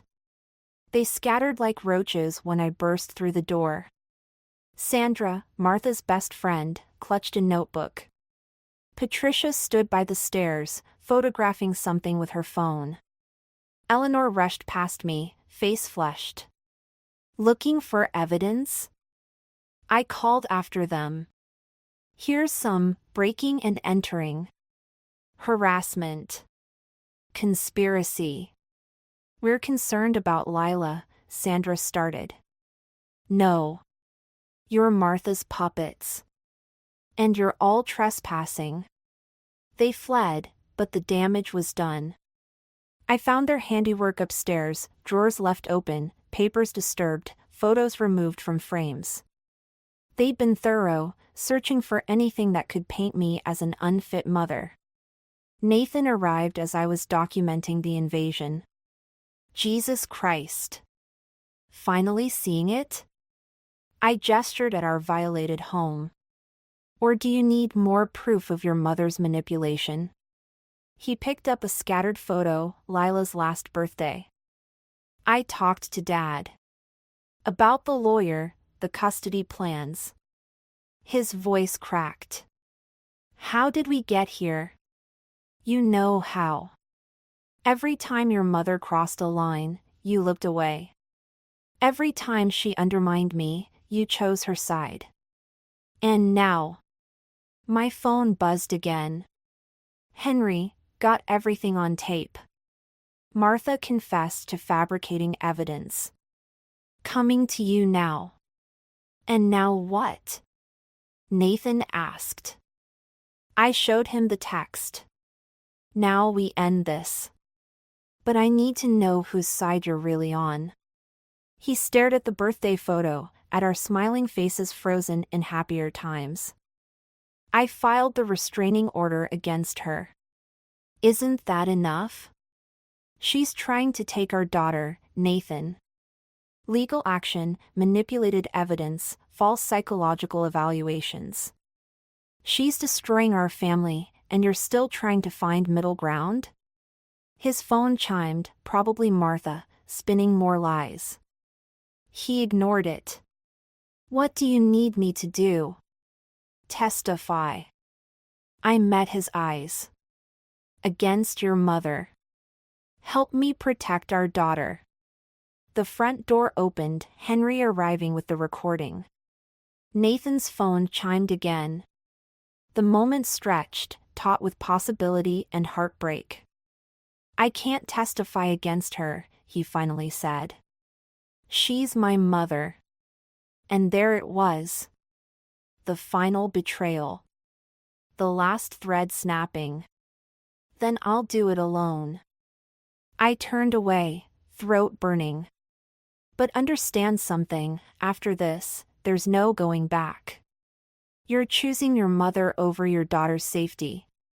Over our marriage. Aubrey. Get out. My voice was steady, even as tears threatened. I'll have my lawyer contact you about custody arrangements. The real ones, not your mother's version.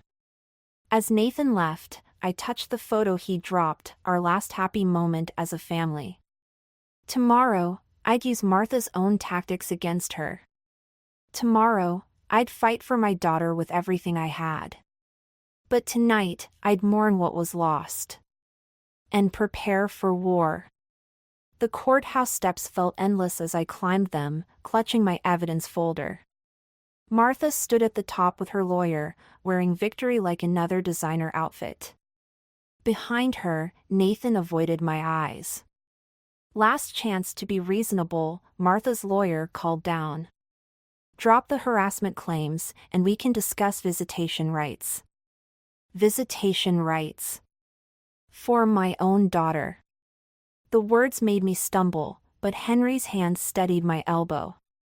Save it for the judge, he said. Inside, Martha's performance was flawless.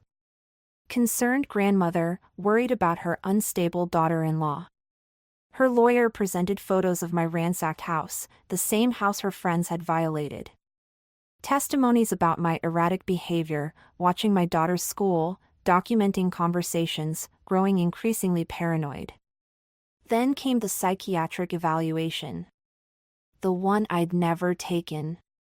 As you can see, Your Honor, Martha's lawyer gestured at the forged report. Mrs. Wheeler exhibits classic signs of paranoid personality disorder. Objection, Henry started, but the judge was already nodding, examining the fraudulent papers. These are serious concerns, Judge Harrison said. The same judge who owed Martha's lawyer a favor. When Nathan took the stand, I held my breath. This was his chance, to tell the truth, to make things right. My wife. He paused, looking at his mother. She's been acting unstable. Accusing my mother of spying, claiming conspiracy. The rest of his testimony faded into white noise. I'd known he was weak, but this? This was betrayal beyond forgiveness. During the recess, I found him in the hallway. How much did she promise you? Full custody? Your inheritance? Aubrey, please. Mom's right, you need help. The only thing I need is for you to tell the truth. I am. But his eyes slid away. You're not well. The surveillance equipment you found, the accusations, the recordings. The recordings! I grabbed my phone, fumbling for the restaurant conversation. The proof that would expose everything. File not found. I checked again. And again. Everything, the recordings, the photos of the bugs, the neighbor's security footage, gone. Looking for something? Martha appeared beside us, her smile razor-sharp. Technology can be so unreliable. Phones getting wiped, cloud accounts being hacked. It's tragic, really. The floor seemed to tilt. She'd gotten to my phone. Somehow, she'd erased everything. Back in court, it all unraveled. Without evidence, my claims sounded delusional. Each witness, Martha's carefully coached friends, painted a picture of a woman spiraling into paranoia. Given the evidence presented, Judge Harrison intoned, I'm granting temporary custody to the father, with supervised visitation for Mrs. Wheeler. Pending completion of psychiatric evaluation and treatment. The words hit like physical blows. Temporary custody. Supervised visitation. For my own daughter. Additionally, a restraining order will be issued, preventing Mrs. Wheeler from coming within 500 feet of her mother-in-law. Martha's smile widened. She'd won. Completely. In the courthouse bathroom, I splashed water on my face, trying to breathe. The door opened, Martha, coming to gloat. "I want you to understand something," she said, checking her lipstick in the mirror. "This was never about Lila. This was about Nathan. About family loyalty." Loyalty? My laugh sounded hysterical even to me. "You destroyed your son's marriage. You're traumatizing your granddaughter. I'm protecting them. From you." She turned, mask dropping. "You were never good enough for my son. Never part of this family. Now everyone sees what I've always known, you're unstable. Dangerous. The truth will come out." "What truth?" "Your evidence is gone. Your credibility is shot. Even Nathan thinks you're losing your mind." She patted my cheek. "Take the psychiatric help, dear. It's your only chance to see Lila again." She left me there, gripping the sink, watching my world crumble in the mirror. Outside, Lila would be waiting. My daughter, who I couldn't hug without supervision. Who would be told her mother was sick, dangerous, crazy. My phone buzzed, a text from an unknown number. "Need help? Tomorrow, 10 a.m., Carter Park. Come alone." I stared at the message, remembering Martha's smirk, Nathan's betrayal, the judge's condemning words. I had nothing left to lose. Sometimes, rock bottom is where you find your strength. Or where you completely shatter. Tomorrow would decide which. Carter Park was empty at 10 a.m. except for a familiar figure on a bench, Paul, my father-in-law, looking older than I'd ever seen him. "I made copies," he said without preamble, holding out a USB drive. "Of everything. Martha's emails, bank records, the surveillance equipment purchases. Even the payment to the judge." My hands shook as I took it. "Why now?" "Because yesterday, I watched my wife destroy an innocent woman to control our son. And I watched our son let it happen." A car door slammed nearby. Martha strode across the park, face twisted with rage. "Paul! What are you doing?" He stood, shoulders straight. "What I should have done years ago. You're betraying your family?" She reached for the USB drive, but I stepped back. "Family?" Paul's voice cracked. "You destroyed our family. Every time you drove away Nathan's girlfriends. Every time you manipulated him. And now this, falsifying evidence, bribing a judge? I protected him. Protected us." Martha's composure cracked. She was going to take him away, just like all the others. "No, Martha. You took him away. From everyone who ever loved him." Nathan appeared at the park entrance, drawn by his mother's rising voice. He froze, seeing us all there. "It's over," I said, holding up the drive. "Everything's here, the wiretaps, the fake psychiatric report, the bribed judge. Your mother's whole operation." "Nathan, darling," Martha started, but Paul cut her off. "Tell him, Martha. Tell him about the other women. How many potential daughters-in-law have you driven away? How many lives have you ruined?" "She's lying to you, Paul," Nathan said, but uncertainty crept into his voice. "Mom would never." "The teddy bear bug?" I interrupted. "That was ordered through Maxwell Security. Paid for with your mother's credit card. The fake psychiatric evaluation? Written by her bridge partner's nephew. The judge? Received a generous donation to his re-election campaign 3 days before our hearing." Martha lunged for the drive. I dodged, and she stumbled, mask finally shattering completely. You ungrateful bitch. After everything I've done for this family. Done for this family? Paul's quiet voice cut through her rage. You mean like having our son's college girlfriend committed to a psychiatric facility? Or spreading rumors about his law school sweetheart until she left the state? Nathan staggered like he'd been hit. What?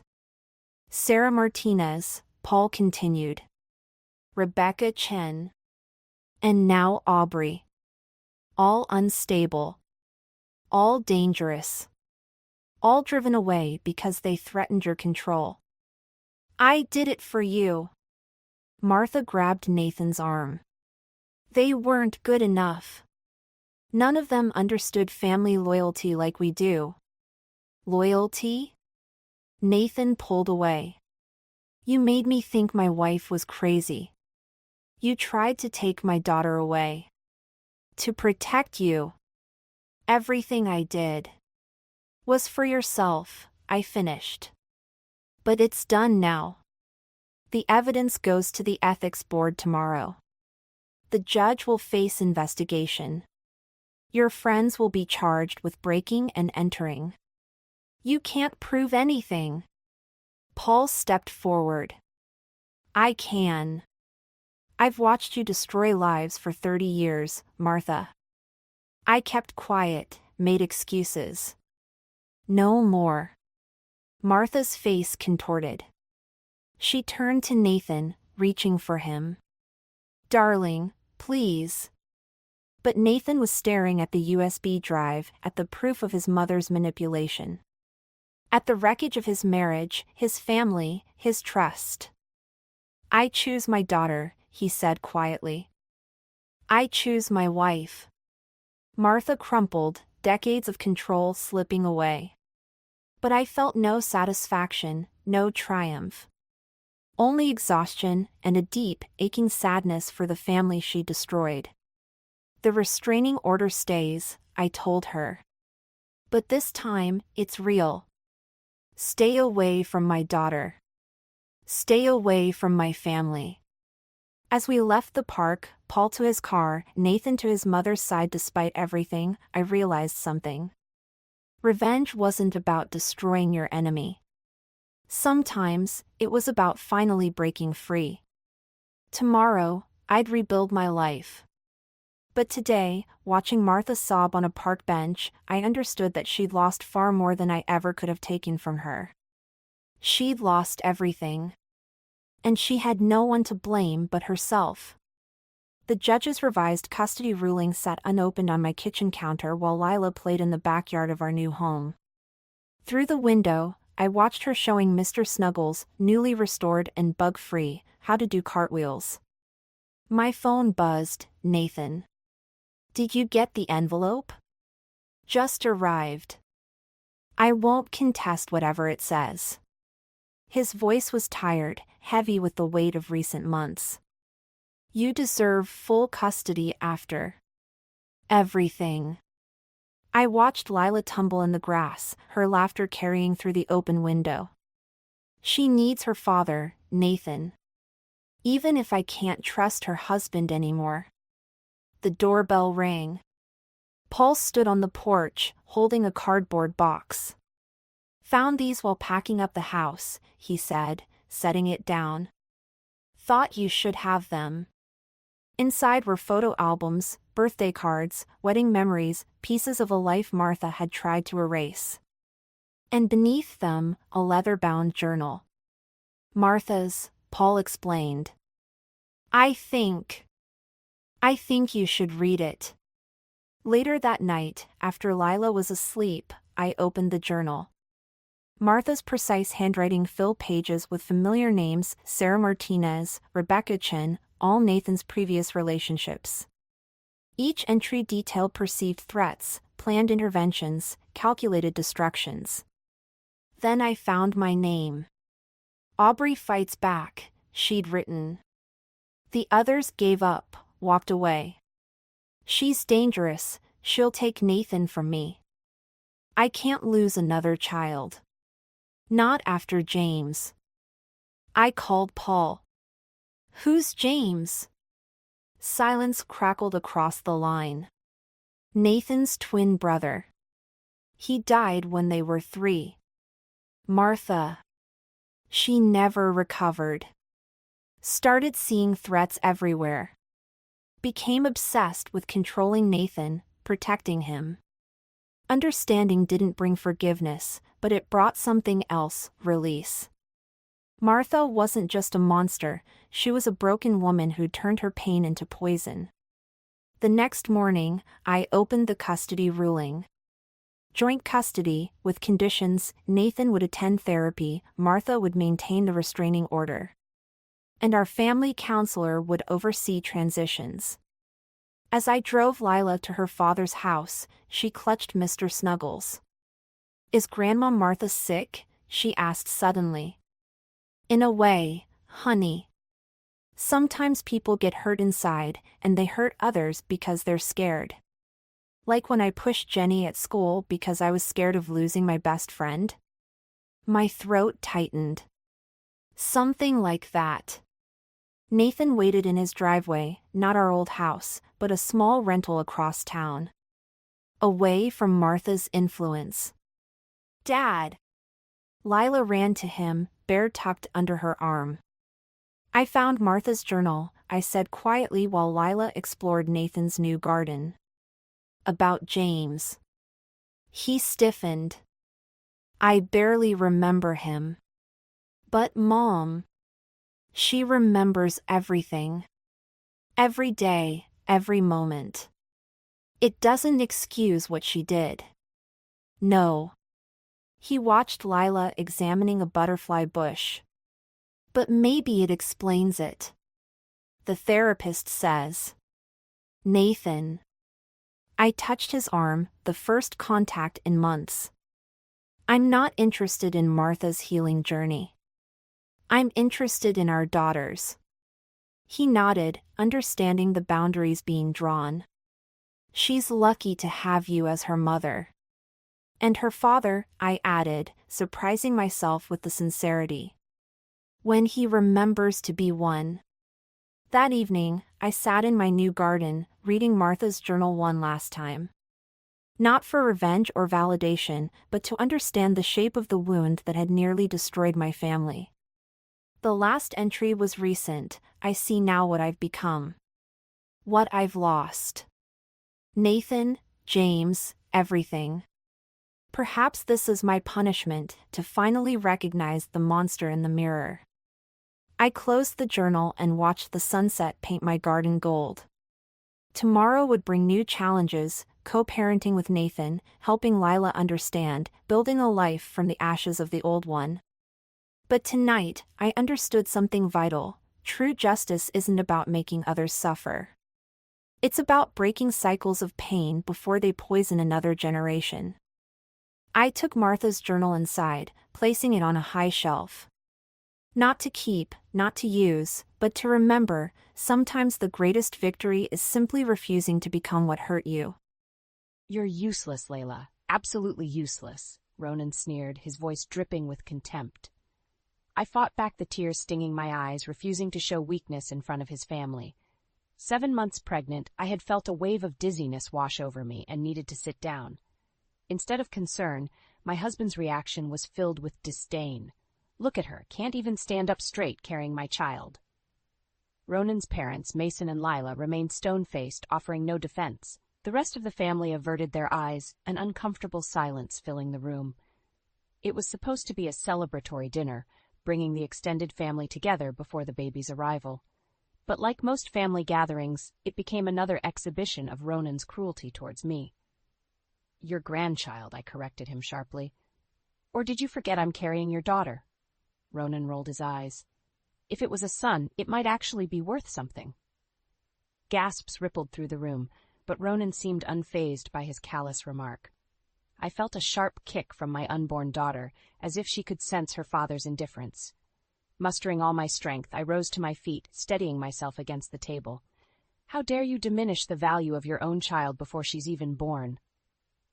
Ronan barked out a laugh. "Value? You've contributed nothing of value, Layla. I'm the one who built this family, this company. What have you done besides be a dead weight? His words cut deep, dredging up years of belittling comments and demeaning behavior I had endured. But this time felt different. A line had been crossed. As I looked around at his family's impassive faces, I realized they didn't see me as one of their own, just a vessel for Ronan's heir, at least until he decided I had outlived my use. That's when I caught Sienna's eye from across the room. My sister-in-law offered a subtle nod of solidarity, the hint of a defiant smirk playing across her lips. In that moment, I knew she recognized Ronan's manipulation for what it was, toxic and abusive. You're right, Ronan, I said steadily. I haven't contributed anything of value. I paused, letting the weight of my next words sink in. Not to you, at least. His brow furrowed in confusion as I turned my focus to the rest of the family. But this child, this daughter you've already dismissed, she is valuable. She's my future, a future free from any of you. The room fell into an uneasy hush as I mustered every ounce of conviction. I'm done being treated as worthless. My daughter and I deserve better. With that, I strode out of the room, the dull roar of Ronan's objections fading behind me. A weight had lifted, and for the first time in a long while, I felt in control of my own destiny. The path ahead was uncertain, but no longer would I accept being diminished and devalued. After years of allowing Ronan's toxic presence to define me, I was finally ready to redefine myself and show my daughter what it truly means to be a woman of strength. No more complacency or fear, only determination to rise above. In the days following that fateful dinner, I found myself questioning everything about my marriage to Ronan. His callous disregard for our unborn daughter laid bare the true depths of his cruelty and lack of empathy. This man, who was supposed to be my partner for life, had reduced me to little more than an object, a disposable vessel for producing his heir. But I was done being disposed of. That night, after leaving his vitriolic family behind, I had marched straight to the Home Office and began digging into our finances. What I uncovered shook me to my core. Evidence of Ronan's rampant financial mismanagement and deceit that spanned years. Hidden offshore accounts, falsified business records, illegal money trails, all carefully obscured. "You lying snake," I muttered, poring over the damning documents. Just then I heard the telltale click of his study door opening. Well, look who's still awake burning the midnight oil. Ronan sauntered in, arf thinly veiled derision lacing his words. I figured you'd be too busy wallowing after your little tantrum the other night. My hands trembled with rage, clutching the financial records like a shield. You're one to talk about tantrums. Your own toddler outbursts have funded this. I shoved the documents towards him. Care to explain all this, dear husband? Ronan's eyes widened as he flipped through the incriminating pages. For a split second, panic flashed across his face before his expression contorted into one of snide amusement. Finally did some digging, did you? He chuckled darkly. I'll give you this much. You're not as big of an idiot as I thought. Don't play dumb with me, I spat. I know about the money laundering, the shady business deals, all of it. You've been lying to me from the start. Ronan simply shrugged, unperturbed. So, those were necessary evils to get to where I am now. All you had to do was play the role of the devoted little wife. But you always did have trouble following directions. His brazen admission, devoid of any morsel of guilt or shame, was like a viper's strike to my heart. How could I have been so blind, so utterly naive to the depths of Ronan's moral depravity?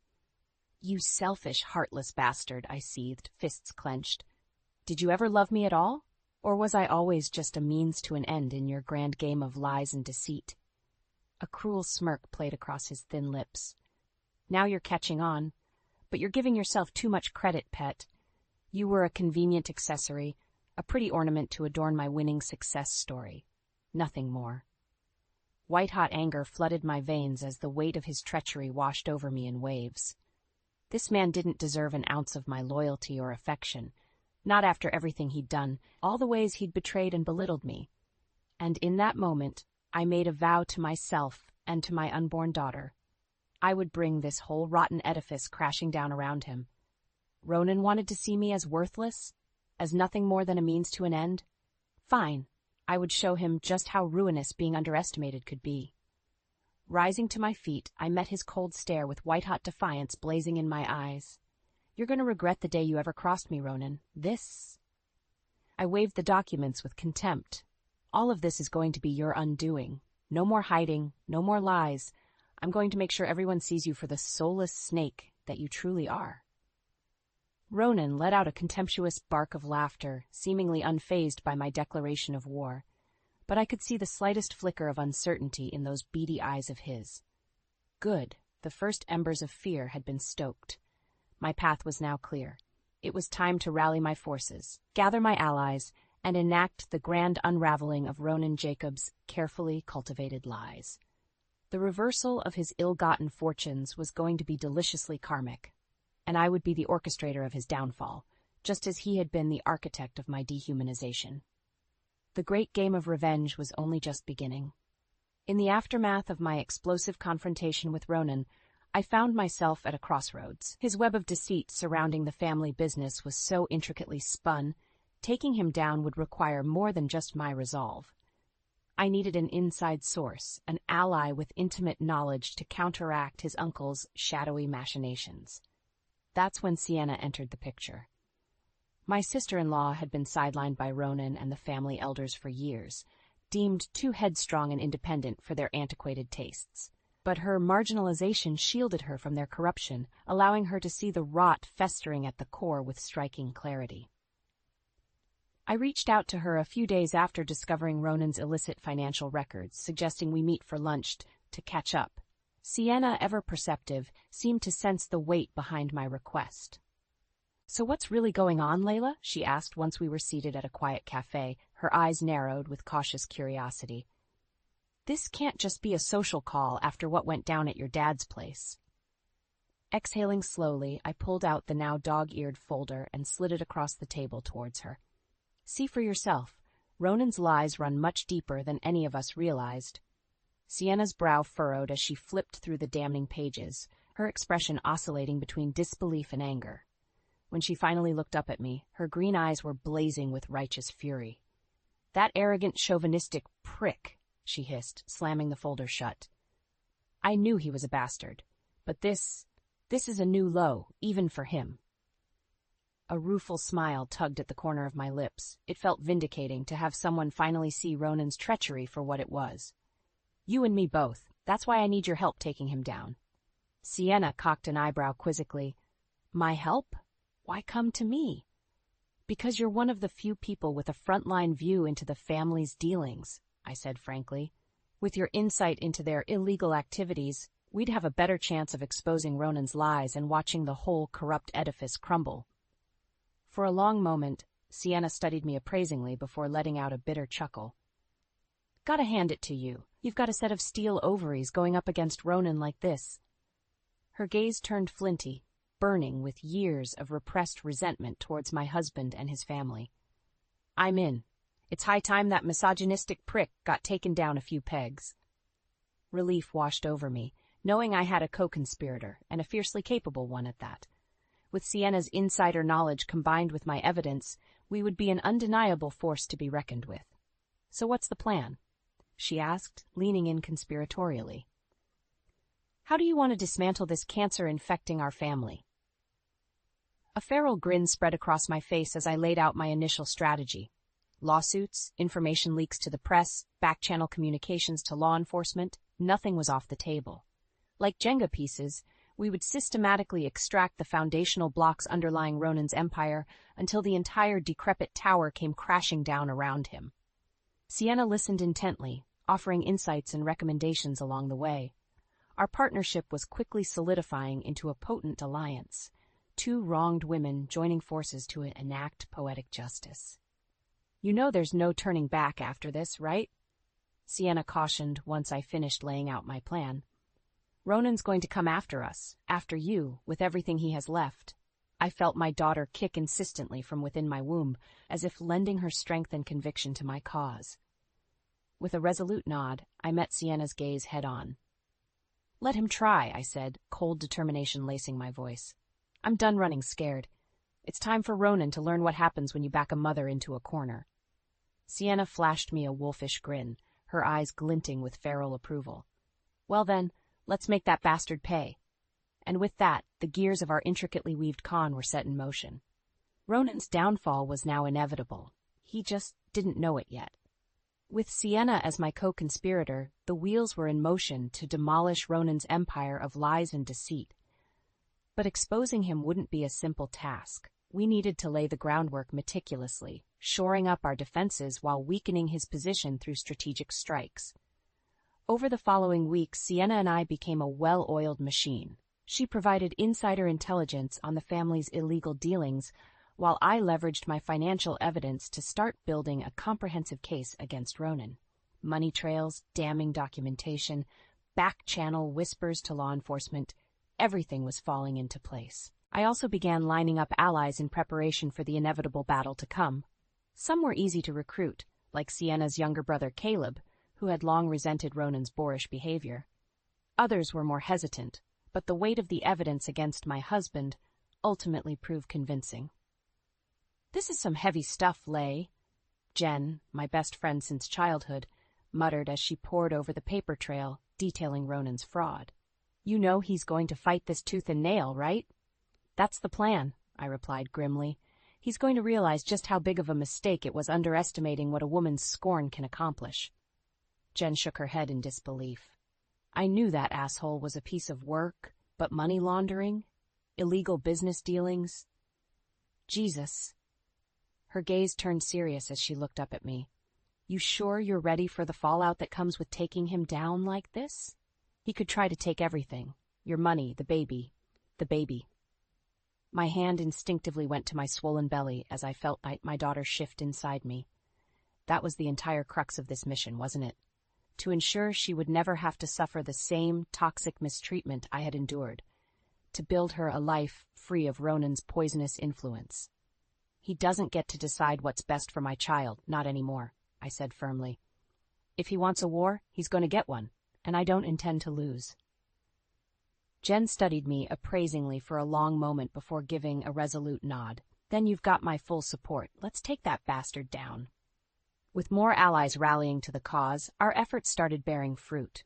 A scathing exposé in the local paper cast scrutiny on Ronan's business affairs. Anonymous tips triggered preliminary IRS and SEC investigations. I could sense the walls closing in around him, his confidence gradually fracturing. It all came to a head one evening when Ronan stormed into the house, his face contorted into a mask of frothing rage. "You just couldn't leave well enough alone, could you?" he snarled, violently slamming his briefcase onto the table. "You had to go and poke your nose where it didn't belong." I stared at him impassively, cradling my pregnant belly. "That's rich, coming from you. I'm simply bringing your shady dealings into the light." "You conniving little bitch!" Ronan's sudden roar made me flinch. "You think you've won? That you can take everything I've built and destroy it on a whim?" He closed the distance between us, his meaty hand gripping my arm in a vice-like grip. "I'll bury you before you can take one more step, do you hear me? This family, this life, it's all mine. You're nothing." His spittle flew in my face as I met his crazed stare with steely defiance. "We'll see about that." With a disgusted grunt, Ronan shoved me away and stormed out, leaving me to rub the spot where his fingers had dug into my flesh. I felt my daughter kick anxiously, as if she could sense the tension and rage radiating off her father. "Don't worry, sweetie," I murmured, gently rubbing my belly to soothe her. "That's the last time he'll ever get to hurt us." The game was afoot, the battle lines clearly drawn. There would be no turning back now. Ronan's ignorant arrogance had opened the door for his downfall. Soon, very soon, everything he'd schemed and clawed for would be ashes at his feet. And from those ashes, I would rise, his conquering phoenix, mercilessly guiding the path of his self-immolation. Despite Ronan's blustering threats, Sienna and I refused to let up the pressure. With our meticulous groundwork laid over the past weeks, all we needed was the right catalyst to detonate the explosive truth and bring the full force of our retaliation crashing down. That spark arrived in the most unlikely of places, a goddamn family event, of all things. It was one of those obnoxious high society galas the Jacobs clan used for thinly veiled vanity showcasing. A garish display of old money and entitlement under the guise of charity that made my skin crawl. Ronan, desperate to maintain appearances, had all but demanded my attendance, claiming it would soften the growing PR onslaught against him. So there I was, 7.5 months pregnant, squeezed into an uncomfortably tight dress and trotted out like some grotesque show pony to help resuscitate my husband's wilting image. The hypocrisy was galling, but I played along, for now. The night itself was a sordid parade of self-congratulatory speeches and pathetic social climbing, exactly as I'd expected. I found myself growing increasingly lightheaded and nauseous, thanks to a combination of my condition and the sickeningly opulent atmosphere. "Sienna, I need some air," I muttered, struggling to conceal my discomfort. "Being around these vapid vultures is making me ill." "You just say the word and we're out of here," she replied with a reassuring squeeze of my arm. "This whole charade is utter bullshit anyway." Nodding gratefully, I excused myself from the overcrowded ballroom and made my way towards the balcony doors, each step feeling heavier than the last. I was nearly there when a grimy hand clamped around my elbow, whipping me around forcefully. "Just where do you think you're going?" Ronan sneered, his tuxedo hanging open sloppily and his breath reeking of whiskey. "Your little disappearing act is going to make us look bad." I wrenched my arm free from his grasp, defiant anger flaring. "Us? Don't flatter yourself, Ronan. You're the only one with an image to protect here, and at great cost, it seems." He threw his head back with a contemptuous bark of laughter. "Oh, spare me the self-righteous melodrama, would you? I'm doing what's necessary to maintain the family legacy." "Your legacy is mired in lies and illegal money, you degenerate." I shot back, fighting the wave of dizziness washing over me. "How many more laws do you plan to break, just to feather your filthy nest?" Ronan's face contorted in an ugly sneer. "Watch your tone when speaking to me, you ungrateful whore." The vile insult was cut off as a searing pain lanced through my abdomen, forcing me to double over with a strangled cry. Instantly, the room started spinning sickeningly as I clutched at my stomach. "Oh God, something's wrong." I whimpered through gritted teeth, panic seizing my chest. "The baby. I think she's coming." For one infinitesimal moment, Ronan's scowl slipped just enough for the briefest flicker of concern to register on his face. But it was quickly extinguished as his mask of disdain slammed back into place. "Of course you'd choose now for this pathetic drama queen act," he growled, making no move to help me. "Just another attention grab like always." I could scarcely believe his callous reaction through the haze of agony racking my body. "Ronan, please, I need help." From somewhere behind me, I heard Sienna's urgent voice calling my name as she rushed to my side. "Layla! Oh my God, what's going on?" Her eyes went wide with panic as she quickly assessed the situation. "We need to get you to a hospital now." Ronan simply stood back, arms folded across his chest, with a sneer of derision painted across his smug features. "Don't bother," he spat venomously. "She's clearly just trying to stir up another scene. Pathetic even for you, Layla." White-hot rage cut through the pain as Sienna helped me up, glaring daggers at my wretched husband. "You heard the lady. She needs medical attention, asshole!" she shouted, somehow managing to steady my trembling form. "Are you really that much of a bastard that you're going to let your own child suffer?" His only response was a disdainful curl of his lip and a dismissive wave of his hand. And in that moment, any lingering shred of affection or loyalty I might have harbored for Ronan Jacobs dissipated into the ether. Through the tumultuous storm of agony and mounting rage, one thought rang out with piercing clarity. This petty, narcissistic monster could no longer be allowed to slither through this life unchecked.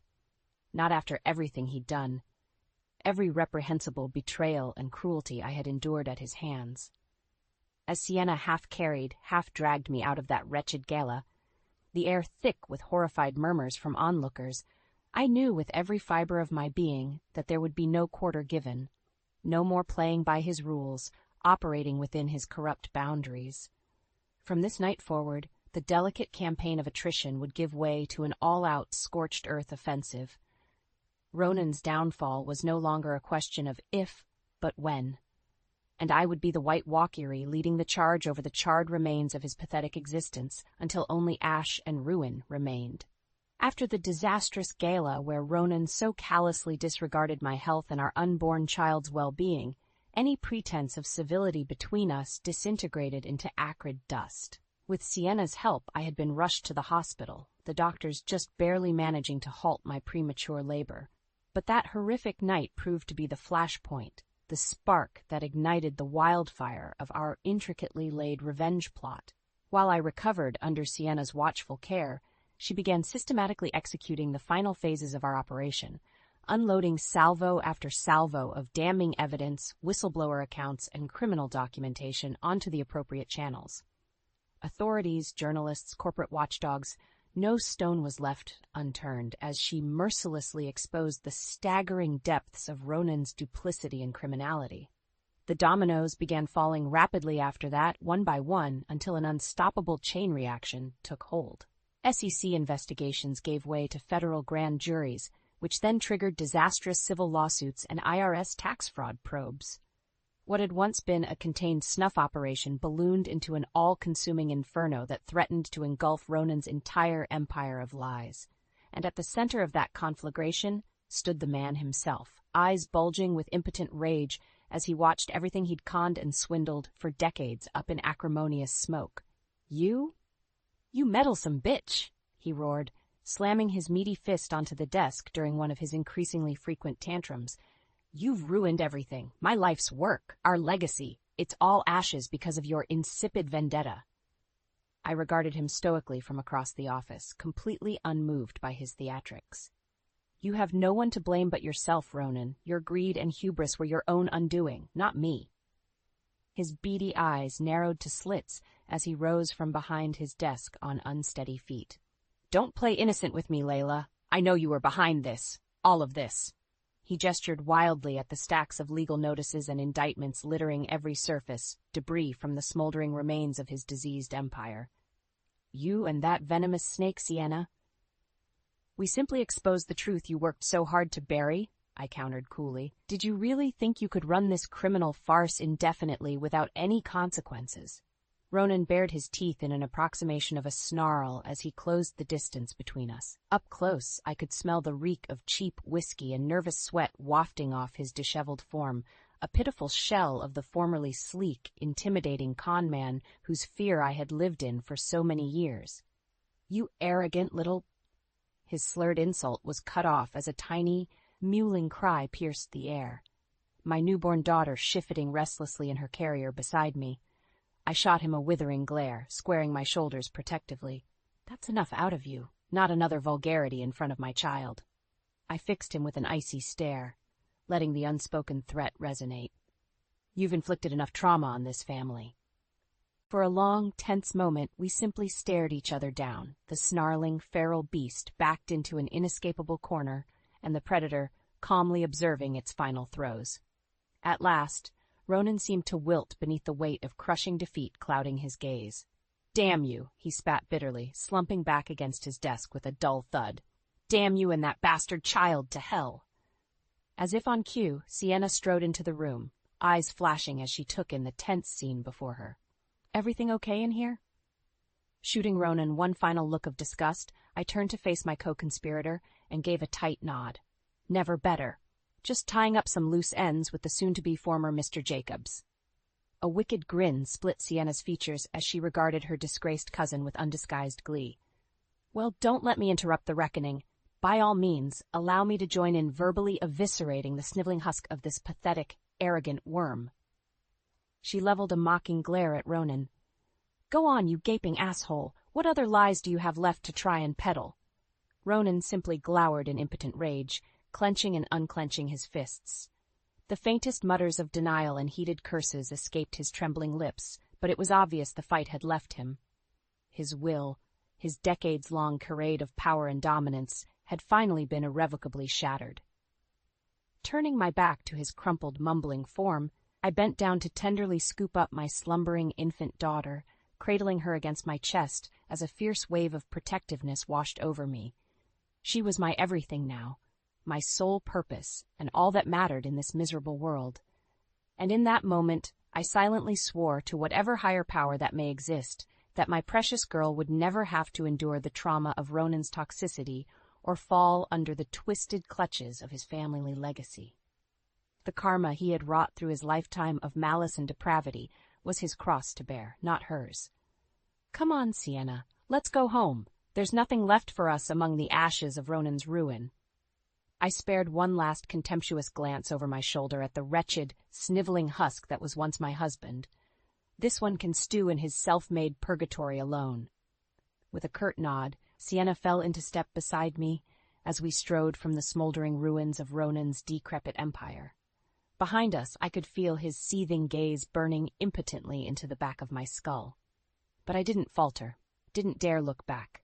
There was nothing for me amid that scorched earth, only the bright future awaiting my daughter and I beyond the caustic smoke of karmic justice. In the aftermath of Ronan's spectacular downfall, the shockwaves rippled through every facet of our lives. The legal and financial fallout had left his family's empire in irreparable ruin. Corporate entities dissolved, assets seized, reputations permanently disgraced. And at the eye of this hurricane of destruction stood Ronan himself, a bitter, sneering shell temporarily insulated by the last vestiges of his ill-gotten wealth as he licked his wounds. But even that protection was a rapidly dwindling facade. The incoming crush of criminal charges and civil litigation saw to that. I lost count of the visits from court officers, federal agents, and process servers darkening my doorstep, each one armed with another ream of subpoenas and legal filings squarely aimed at dismantling what little remained of Ronan's crumbling facade. His standard modus operandi of dismissive sneers and hollow legal threats gave way to panicked outbursts, increasingly erratic behavior, and even interventions from law enforcement when his rage spiraled out of control. "This isn't over, Layla," he roared at me through a haze of spittle during one such unhinged meltdown, eyes wild like a cornered animal. "I'll bury you in litigation for the rest of your miserable life. You'll never be free of me." Staring impassively back at him through the doorway, I didn't so much as flinch as I cradled our infant daughter protectively against my chest. "Is that so? Because from where I'm standing, it seems your options for retaliation are rapidly evaporating." "Don't get smug with me, you disloyal little cunt." Ronan's voice cracked with raw fury. "Everything I had, everything I built, it's all in ruins now, because of you. But I'll make sure you suffer just as badly before this is through. Mark my words." "Tell me, Ronan, do you honestly think threatening me is going to restore your dignity at this point?" I arched a challenging brow. "I've thoroughly dismantled any illusion of you being an intimidating presence. You're already living your worst nightmare, destitute and alone, unmourned and reviled for your reprehensible actions." He opened his mouth to retort, but I cut him off with an imperious sweep of my free hand. "Enough with the hollow bravado. We both know that deep down, you're nothing more than a coward and a charlatan whose house of cards has finally collapsed under its own weight." Pausing, I allowed the weight of my next words to resonate. "I'd tell you to give my regards to your cellmates, but something tells me they'll be able to smell the stench of your vileness a mile away." For a fleeting instant, something akin to naked fear flickered behind Ronan's eyes, but the split-second glimpse into what fragile sliver of humanity he had left was quickly snuffed out, his ferocious mask of feral defiance slamming back into place. "You'll get yours, Layla. One way or another, I'll make sure of that," he snarled. "No bitch takes everything from Ronan Jacobs and gets away with it unscathed." "Is that so?" A wry smile tugged at the corners of my mouth. "We'll see about that." With one last contemptuous glare, Ronan whirled on his heel and stormed off, the once imposing figure cutting an increasingly diminutive presence with each passing day. I watched him leave unflinchingly, the weight of victory granting me a tranquil resolve I had once struggled to find amid his toxic shadow. As the fury of his exit faded into stony silence, my daughter began fussing softly against my chest. Gently shushing her, I nuzzled her downy head and hummed a tender tune until her squirms subsided into peaceful slumber once more. In that simple, serene moment, my purpose and drive crystallized into an inviolable truth. Everything I had endured, every wound and sacrifice along this tumultuous path, had all been for her. To build a world where she would never know the corrosive touch of Ronan's cruelty or malignance. A world where her limitless potential and soaring spirit would be nurtured, not bound in chains. It was then that I made an irrevocable vow, one that would guide the next phase of mine and my daughter's shared journey towards healing and vindication. I'm going to make sure that he spends the rest of his empty days withering behind bars where he belongs, I murmured, pressing a gentle kiss to my little girl's head. And in doing so, I'll cleanse every last vestige of his poison from our lives. You'll never have to know the person I was before you came along, sweetie. For far too long, the scales had been tipped decisively in Ronan's favor, my light perpetually eclipsed by the suffocating gravity of his toxicity. But in dismantling his vile empire through ruthless, strategic strikes, the karmic rebalancing had begun. Now it was time to reject his cancerous influence entirely and reclaim my destiny as the self-actualized woman and mother I was always meant to become. No more entertaining his hollow legal threats or humoring his pathetic machinations from the sidelines. No more relics from the life he had claimed for me through subjugation and fear. It was time for Ronan Jacobs to at long last reap the full consequences of his cruelty and deception, without mercy or compromise. Only then could my new chapter truly begin, a tale authored by my own steadfast convictions, free from the shackles of his arrogance and malice. As the first rays of dawn crested over the horizon, my path forward was bathed in brilliant clarity. There would be no steering from this inexorable road, no wavering amid the scattered ashes of Ronan's shattered reality. The metamorphosis was complete. Like a phoenix born anew from the purifying annihilation of his transgressions, my wings were finally unfurled and poised to carry us both into a future of boundless possibility. And this time there was no force in existence that could extinguish the radiant flame of justice and redemption blazing before us. The days and weeks following Ronan's disgrace blurred together in a whirlwind of activity as I systematically extricated every remaining tentacle of his poisonous presence from our lives. The divorce proceedings were inevitably messy and drawn out, colored by one bad faith legal maneuver after another, as my now thoroughly disgraced ex-husband grasped at any remaining shred of leverage.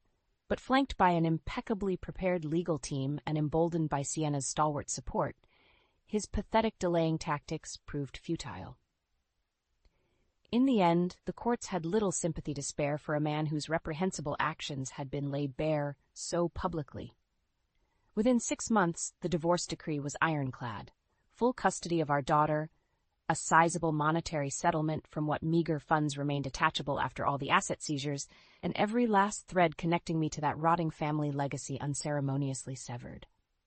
I was finally free from the insidious manipulation, the demeaning insults and abuse, the generational cycle of toxicity Ronan had tried so desperately to entrench us both in. As the last mote of legal dust scattered, I felt an unbearable weight dissipate, replaced by an electrifying surge of possibility and newfound liberty. This life, this miraculous second chance, was ours and ours alone to author. No longer would I allow Ronan's cancerous presence to dictate the boundaries of our realm. With my meager savings and the settlement funds, I wasted no time leaving that wretched city in the rear view, desperate to put as many miles between us and those harrowing memories as possible. A quaint but comfortable home in the mountains was my chosen fresh start, a place to breathe and find tranquility among the hushed pines and crisp alpine air. Sienna came with me on that maiden voyage to my new sanctuary, helping me settle in and bearing witness to the dawning of this new reality we had fought so tenaciously to manifest. Not bad for your stakes of the winnings, all things considered, she remarked with a roguish grin as we lounged on the cabin's spacious back patio, our contented niece gurgling happily in her arms. Just a consolation prize, really, I replied with a dismissive wave of my hand, lazily sipping a glass of crisp white wine as I surveyed the breathtaking vista of evergreen trees rolling off into the distance. The true bounty is the regained peace of mind, something money alone could never buy. Sienna shot me an appraising look, nodding slowly. You've come a long way from that demure, broken-winged sparrow Ronan tried so hard to keep clipped all those years. Not sure I've ever seen a phoenix's ascension up close like this before. Just be glad you were on my side of the bonfire when this whole warpath started, I chuckled ruefully, twisting in my seat to meet her gaze. I shudder to think how ruthless the retribution would have been if you'd been added to the list of co-conspirators. We shared a loaded look, one that spoke volumes to the depths of conviction and camaraderie that had driven our crusade of righteous vengeance over these past months. My unlikely ally had become an indispensable confidant and comrade in arms through the harshest throes of Ronan's sinister downfall. A true sister in every sense of the word. But enough about that narcissistic shit stain. I'm over the moon just to be putting that whole cancerous saga behind me, Sienna declared with an emphatic clink of her glass against mine. Here's to breathing that crisp, rejuvenating mountain air and never having to look over our shoulders again. I'll drink to that, I said with a contented sigh, leaning back to bask in the warmth of the mid-afternoon sun filtering through the trees. For the first time in a long while, I truly felt at peace. Over the ensuing months, I steadily regained my footing and settled into my new normal of single motherhood, with Sienna's unflagging moral and logistical support by my side every step of the way. There were still days where I would be struck by sudden pangs of loathing or repressed trauma over all Ronan had put me through, phantom echoes of his scathing taunts and demeaning insults rattling like pinballs through my psyche. Yet with every passing week, those haunting whispers grew more faint, more powerless against the brilliant blaze of self-actualization and fulfillment illuminating my path forward. Gradually, steadily, I rediscovered the pieces of the woman I had once been, before Ronan's poisonous influence had so thoroughly leached her ambitions and self-worth down to empty husks. With my daughter as my unbridled source of inspiration and Sienna's sage guidance, the core pillars of my identity were steadily being rebuilt from the ground up. I dove headfirst into pursuing the high-stakes financial career I had abandoned when the Jacobs clan asserted their odious sway over my life's trajectory. The fire to establish myself as a singularly brilliant market analyst and consultant raged hotter than ever before. Within 2 years, I had clawed my way back into the cutthroat arena of high finance, rapidly establishing a hard-won reputation as a fierce, savvy negotiator with an incisive and unflinching market instinct. Seemingly overnight, my fledgling boutique consultancy went from a homespun side hustle to a force to be reckoned with on the national stage. "You've got a preternatural gift for this stuff, you know," Sienna remarked in an odd tone one evening as I exited yet another lucrative teleconference, 6 figures richer for an hour's worth of counsel.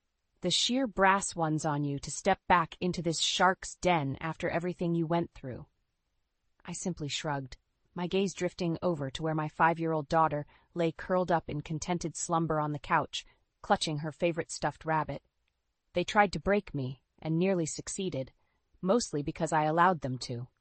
I'll be damned if I squander this second lease on life by needlessly limiting myself again.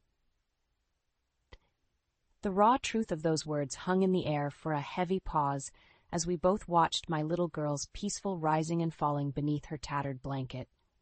Besides, I've got to set the bar high so this little munchkin knows just how brilliant and tenacious she can grow up to be, I continued wistfully. Her future is the only inheritance that matters to me now. The rest is just excess noise. Meeting Sienna's proud gaze with a resolute nod of affirmation, I felt the last vestiges of doubt and fear permanently slough off, like the molted skin of a transcendent serpent. What had once been shameful shackles had been meticulously reworked into brilliant new armor, steeled against the harsh realities that still lurked beyond this sanctum. Because out there in that tumultuous world, the specter of Ronan Jacobs and his ilk still festered. Venal, vicious aberrations perpetually locked in conflict with the strength and integrity I now embodied. And while his individual chapter had been scribed into ignominious history, that eternal crusade waged on in others. But I was more than ready to face those battles anew with a cleansed spirit and crystalline clarity of purpose, to uplift and cultivate that divine spark of potential until it erupted into an all-consuming wildfire, burning away every last mote of indignity and fear. No more poisoned births or anguished gasps for air amid that choking miasma of societal toxicity. Only the radiant promise of new dawns, to be ushered in by champions of change and retribution, unshackled from the anchors of oppression. Because on that day, standing at the precipice of our boldly reclaimed destiny, I was no longer prey, just the merciless apex predator, continually reborn in a blaze of glory.